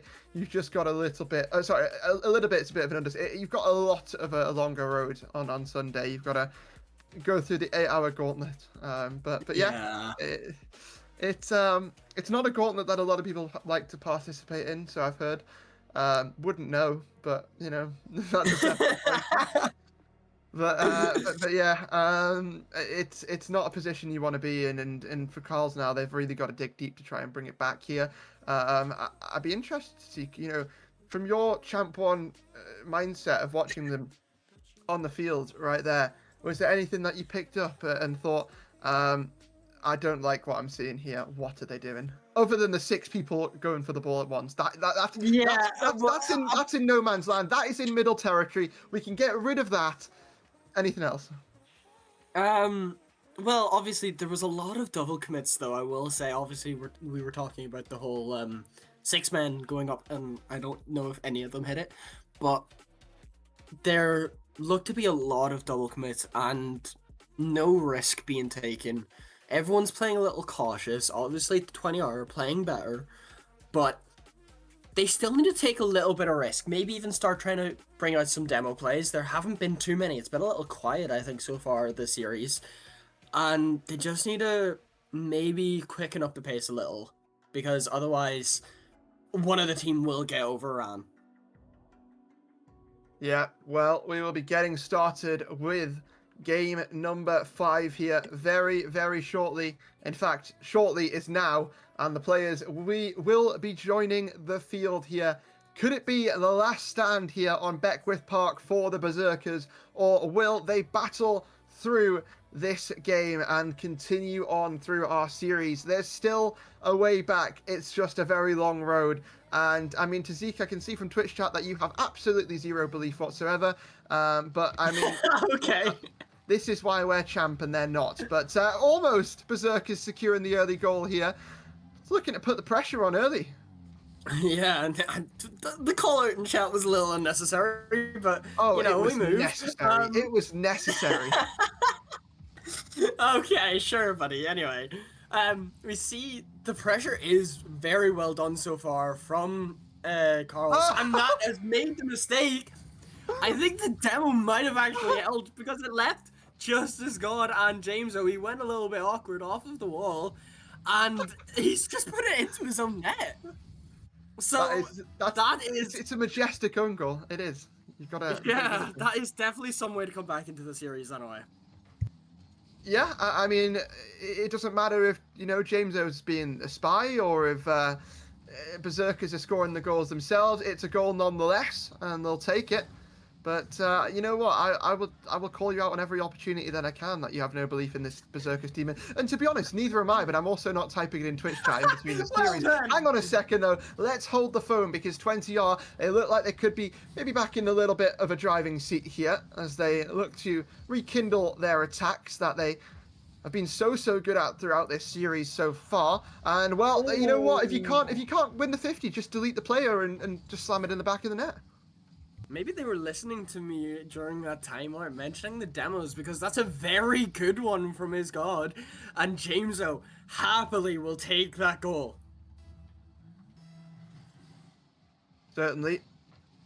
You know, I'm still thinking back to that 6-man jumping for the ball all at once thing. The only thing I can imagine in my head is like, you know when you play pool and you do the break at the start. That's what it looked like. It's like and they all go like flying everywhere. It was like that. But yeah, I completely understand you. And yeah. I have to wonder what the comms were at that time as well, because everybody was. I think there was one player who 6 people. I'm up at once. Yeah, literally. Like how missynced do you have to be for everybody to go up for it? But we see now Sick1 trying to find something in that, but that isn't a great 50. We see Killer taking to the sky with it, trying to find control, doesn't do it. Stingray's able to just slow down a little, maybe try to assess the situation. That ball could find its way into their net if he's not careful. Okay. He does get to it in time. And that's a great 50 come out from Sick1. Does get demoed though for his trouble. What a way to keep that attack from happening from James though. Sasuke has to take the touch, put it to the midfield. Killer beats out Sick1, and his god takes it to the sky and gets a goal! What a way to take the lead in this game and put Carls on the back foot for this win. Esgod telling this Berserkers team that they need to stand and bow to their god here in this game number 5. It is just... It's looking like it could be over. The only goal Carl's scoring being an own goal from 20R, so charity goal, who cares? It's a goal, and it might be another one unless someone can get on the end of that. And you've got to be thanking your lucky stars that wasn't on target. But never mind, the stars have come crashing down, and it might just be a 20R 4-1 victory here. I mean, you've got to think what is going on here in this game. What has happened to the Berserkers? Because throughout Game 2 and Game 3 to Seek, they looked all right. What's happened? Yeah, I'm not sure. They've just kind of fallen apart, it looks like. And that was nearly a 4th goal there, but it still could be. No one's able to get that second touch, however. And Carls have gotten away a little lucky. That I don't know what has happened there. No one was home, it seems. Was there a bump that came out? Did Sick1 get a bump on Killer? He did! Good bump. And Sasuke being there in time to get the shot off, that's very well done. Definitely. 2 minutes still to go here for Carls to try and buy themselves a game number 6, but when you've got the confidence of Killers, I wouldn't be betting on that you're going to be given one here. It will be an attempt, though, and it will be a flick, and it will be a goal here to tie things up. I mean, Carl, Sick1, you love to see it, and at the end of the day, to Zeke, sometimes all you need is some individual brilliance. Apparently so, and they might be looking to get me to stay quiet from now on. Me thinking they have no way back into the series, but they've immediately found a way back into the game. And this could set their hopes alive and maybe start off on a way to get 3 wins in a row. Can we see that happen? I don't know. Isgod clears that away, tries to find Killer, nearly does. Sorry, Killer. James, though, sorry.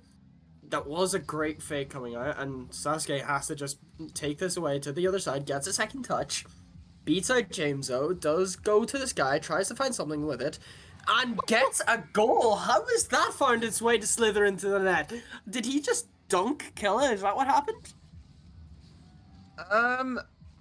Yep. Yeah, pretty much.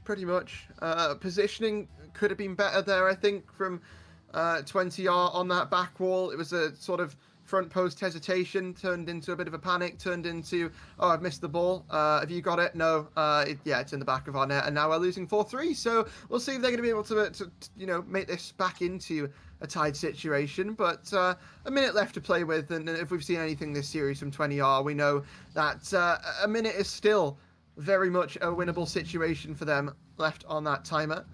Can't be comfortable if you're Carls, and they certainly are in no position to be, with given the monumental task they've got to try and bring themselves back into for the rest of this series. Will drop down though. Jameso trying to get that one out to his teammate. It will be a fake. It will be a shot. Ooh. It will be Killix putting it in the back of the net, and it will be 20R with an incredible team play to bring that back level. That is a great play coming out from 20R. Jameso getting the pass over, the fake coming out from God, and Killer just slotting that one home very easily, might I add. There didn't look to be much defense coming out from Carls, and we see now them on the attack again, trying to find something. Can't do much with it. It does get stopped, but can Killer do something alone? He doesn't do it. We'll see. Is God trying to do it? Get a good 50 from Sick One, however. Stingray pushing that forward. Doesn't beat Jameso. Killer racing to get to that ball first. Try to find something. Maybe find a pass. Gets it okay touch, but Stingray's up to it immediately and gets the second, beating this two defenders. Sick One gets a good 50 off of Killer. Killer has to take to the sky now. Maybe try to find a winner in these last few seconds. Can you find a way? That is a great save coming out from Stingray as well, and that's still up. It could still happen, but no. That ball is going to touch, and we have OT. It will be a golden goal to decide if Berserkers goes to the lower bracket, or if 20 are going to be taken to another game here. And Stingray wants to send us the distance, wants to keep this series chugging along, and Berserkers have bought themselves another game. What a fake once again. What a shot from Stingray. It is perfection there in the final couple of seconds. And I mean, for a series and a game that wasn't perfection at all, it was a great start to that kickoff, and it was a great goal there from Berserkers. You've also got to think, if you're 20R, maybe that could go a different way, and it would have if they hadn't owned goal in the first 10 seconds of the game. But you know, it happens, and to Zeke, they'll be looking to bounce back on Neo Tokyo. Yeah, and I'm not sure if I heard correctly, our producer not being too happy with that goal happening. No. But we will leave him to soak in his own hate. As it's 3-2 in the series now, I wonder, will 20R be able to close it out here at Beckwith Park, or are... Well, no, because they just lost 5-4 on Beckwith Park. So oh wait, that was not. Beckwith, wasn't it? Sorry, Neo Tokyo, my bad. We're a caster and we don't know the map pool. This is screaming champ one at me right now. All right, it really lost is. track of what match it was. Okay. Right. Okay. I thought you. I mean, the only games you cared about were the first 4. Let's be honest. But aside from that, we've got to go the distance. We've got to keep this one rolling. Will this be 20R's crowning? Well, not crowning. Will it be their driving moment in play-in hopes to go forward in the upper bracket, stay in that upper bracket, and play against, I believe, Deathcloud on Sunday? So yeah, that is correct. The winner of this plays against Deathcloud Vortex, and that's certainly a tough match for sure. But for now, we'll think about this one. We'll think about game number 6, and we'll think, are 20R going to close this one out, or is Berserker's going to give us some more cinema on our screens and, you know, make us go 21 out of 21 games today? Yeah, honestly, I wouldn't mind that, although our producer may want to slap me up. I don't care about him. Whatever. I do kind of hope that we do go to Game 7. It will be a very funny situation. Jameso gets beat out. Killer immediately there to save him, though. And we see the pressure is mounting on from 20R. Carls have to just kind of soak it up, try to survive, and we'll see, can they do much else? Can they find a counterattack? No, it doesn't seem to be the case. James, very low boost, trying to do something, picks up the corner pad, and Killa will take control of this ball, try to find the pass midfield, does indeed, is God, will drop that one down, but I think he might have messed up his teammate getting that second touch. James, I think, was going up for the shot, and it just happened to fall. He just happened to fall directly onto the ball and messing his teammate up. You know what? Can we just end things here, because I really want some dinner. I want my dinner. So it would also mean my prediction would be right, and maybe 20 are about to answer the call here on this attack. It will be popped up here for Killix to try and pop it up again. It's leapfrog here on Neo Tokyo, and everyone wants to just keep bouncing this one higher and higher. But who will be the highest in the scoreboard, the highest on that leaderboard, and well, the highest at the end of this series when we get there? So now 50's played in front of the goal line, and is that just in? Stingray denies, keeps Berserkers at a level playing field here in game number 6, and well, right back on the attack. It's not going to let up. It's just going to keep coming and coming and coming here for the side of 20R, but maybe a little bit of a moment to breathe. Yeah, and I have to mention Stingray, nearly a savior so far for this Carl's team, and he gets demoed from Jameso. They're not wanting to keep him on the pitch any longer. They're trying to make sure that they can get a freebie. It doesn't happen though. The pressure's still on. Killa, a little bit of a whiff there, does get back to it in time, however. Jameso just trying to force the challenge, and that is a great shot coming out from Sasuke. I don't know what happened. Was it miscommunication? Was it a bit awkward? Just is God, what, where are you not gonna jump, or? Didn't feel like it, I guess. Anyway, moving on. First goal secured here by Carls. So they're looking to take us to game number 7. Keep us going an extra 5 minutes, as some people would love, some people would hate. But regardless, we move forward, and 20R have got to try and find their way back into this one, right? They've got to try and find their way a goal at some point in the next 2 minutes. Otherwise, we will be going to that decider. And, well, we've gone there a couple of times today. It has been a beatdown every single time. Are we in for a bit of a closer ending to this series? I don't know, and we will indeed find out. There's a great demo coming out from Jameso, but Stingray can find Sasuke and bring that a bit more forward. Does get another touch, kind of screws up his teammate a little, however, and Jameso will just take this one forward, gets a good musty. Stingray's already up. There's a double commit coming out from Isgod and Killix, and Jameso just has to pick up the pieces. Can he find the shot? God does indeed get there, and we're immediately tied in this. Can 20R come back and actually win this game in game 4? Game 4, game 6.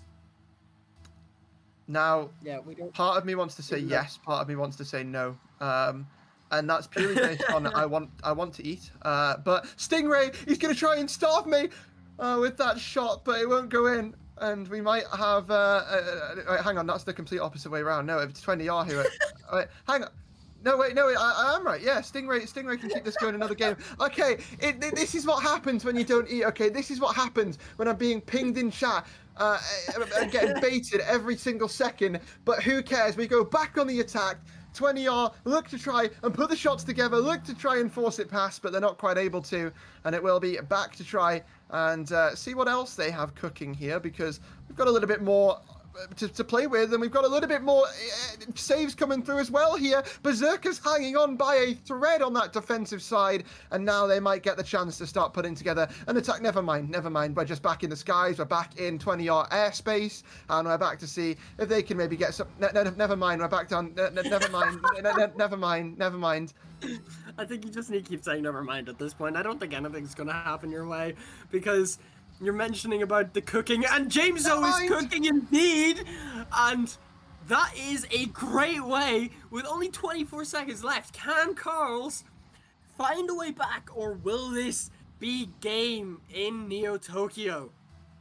Hang on, let me get into the Rocket League settings right now. That's a volume increase. I need to see this one go over the line, and I need to, like, for once get a prediction correct. It doesn't happen very often, and 20R might be seconds away from moving themselves forward into the top 6 guaranteed, moving themselves forward into Championship Sunday, and they would have gone there either way, but you want to keep that upper bracket alive. It's so powerful when you get far in the playoffs, and, well, the floor is lava now for Berserkers. They've got to do it all without it touching the ground, and unfortunately that just seems like an impossible task. No one can get on the end of it, or maybe they can. It's kept up here. Sasuke gets that boost. Stingray back out. Sikwin just to put it in the skies, but that timer feels like it's an inevitability, and it will hit the ground.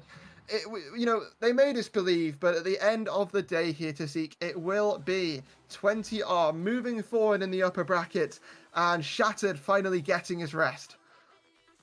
And you're mentioning about 20R being able to cook some more. Well, it seems that they've let you get the time to cook as well. You can go get your dinner, and that is a great way to end the day. 4-2. Yeah, that was the joke. That was quite literally the joke. But anyway, that was a very dominant game from 20R as well, might I add. And although the goals were close, you can see there Carl is being on pressure constantly, having 12 more saves than 20R during that entire series. So, I wonder, can they find a way to go all the way? No, because they've got to play Deathcloud next, and Deathcloud will 3-0 them. Does that answer your question? Yeah. Anyway, Killer's the MVP for the series. 23 shots, 8 goals, 5 demos, 9 saves. A lot of points. That's too many numbers for me. And 1 assist as well. 20R having an incredible series here today. But, you know, like you mentioned, that they have the chance to continue that through the upper bracket. Will they do so is another story. And, well, that's a story that we will answer later on in the week on Sunday. But let's have a look at our playoffs bracket and how things stand with that. Because, I mean, we've sent some teams home today, unfortunately. We've sent some teams to the top 6. We've sent some teams to the lower bracket. And it really just feels like who's going to get annihilated by Tizik and who's going to get annihilated by Vortex was what we were deciding today. Yeah, probably, because Tizik looked extremely well today, and I wonder, can they keep that going? But that is how the lineup will be. Tomorrow we will have Nightfall and Aptus. Oh, shut and the winner of that faces... Oh, yes, I forgot about that. We'll have the winner of that game, however, play Journeyman, and then we'll have Shinjiru against Continuum. Continuum? Yeah. Anyway. Continuum. There we go. Anyway, but yeah, I mean, Shattered, I hope you lose. I mean, we'll see where things go. And I mean, yeah, it's been a great day of action overall. That is your playoffs bracket as it stands right here. And I mean, we'll be adding a couple more teams to that, or one more team to that. Tomorrow, but that's all for tomorrow, and the playoffs going to be happening later towards the weekend. But regardless, we've still got non-stop action for the rest of this week. Tomorrow, like you mentioned, second play-ins day. Saturday, Shally playoffs. Sunday, rival playoffs. We are cooking here in RSC, and well, It's time for me to go and cook because it's time to send us off for the night. Do you like that transition? I know I'm so good at them, but yeah, it is time to close things out because I've got a producer in my ear who wants to go to bed. So thank you very much to our sponsors, Badass Studios, SpartanWare, LTXAcademy, and make sure you're using our Epic Games creator code in the Rocket League item shop, RSC-EU. Remember that dash. Very crucial, but it's been a great day here of action. 20 out of the 21 possible games played, but that has been it for today, and thank goodness. I thought we were going to keep on going there. It has been myself, Hodge, Tazik. Thank you everyone else for casting. Thank you everyone else for watching, and thank you Shattered for surviving in the back as well. But we'll see you all tomorrow for another day of rival play-ins. Until then, have a great night. We'll see you around. Good night. Do you struggle to rank up in Rocket League? Are you stuck in Diamond while your other friends flex their SSL title? Well, look no further. I have partnered up with LTXAcademy as a coach, and we are ready to boost your gameplay. With multiple tournaments and trophies won and thousands of dollars earned, I will tailor to your needs and make sure you get to that next level. I'm also doing discounted prices for the first 10 days, so you do not want to miss out. And you are also probably thinking, CMOS, how do I book a session with you? well, that's easy. Just open up that fancy browser of yours, type medify.gg/@cmasorl_, pick a session to your liking, book a time, and bang, you're booked, and I'll see you in the call. Once again, that's medify.gg/@cmasorl_.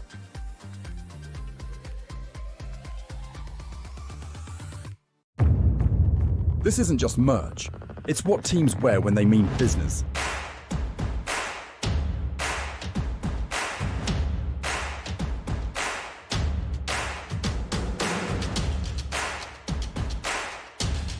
Every stitch, every print, every detail, made to perform.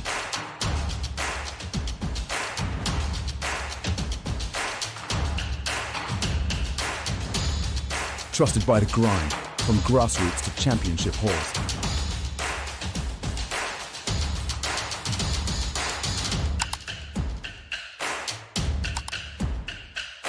Build your team store. Wear the brand that wins.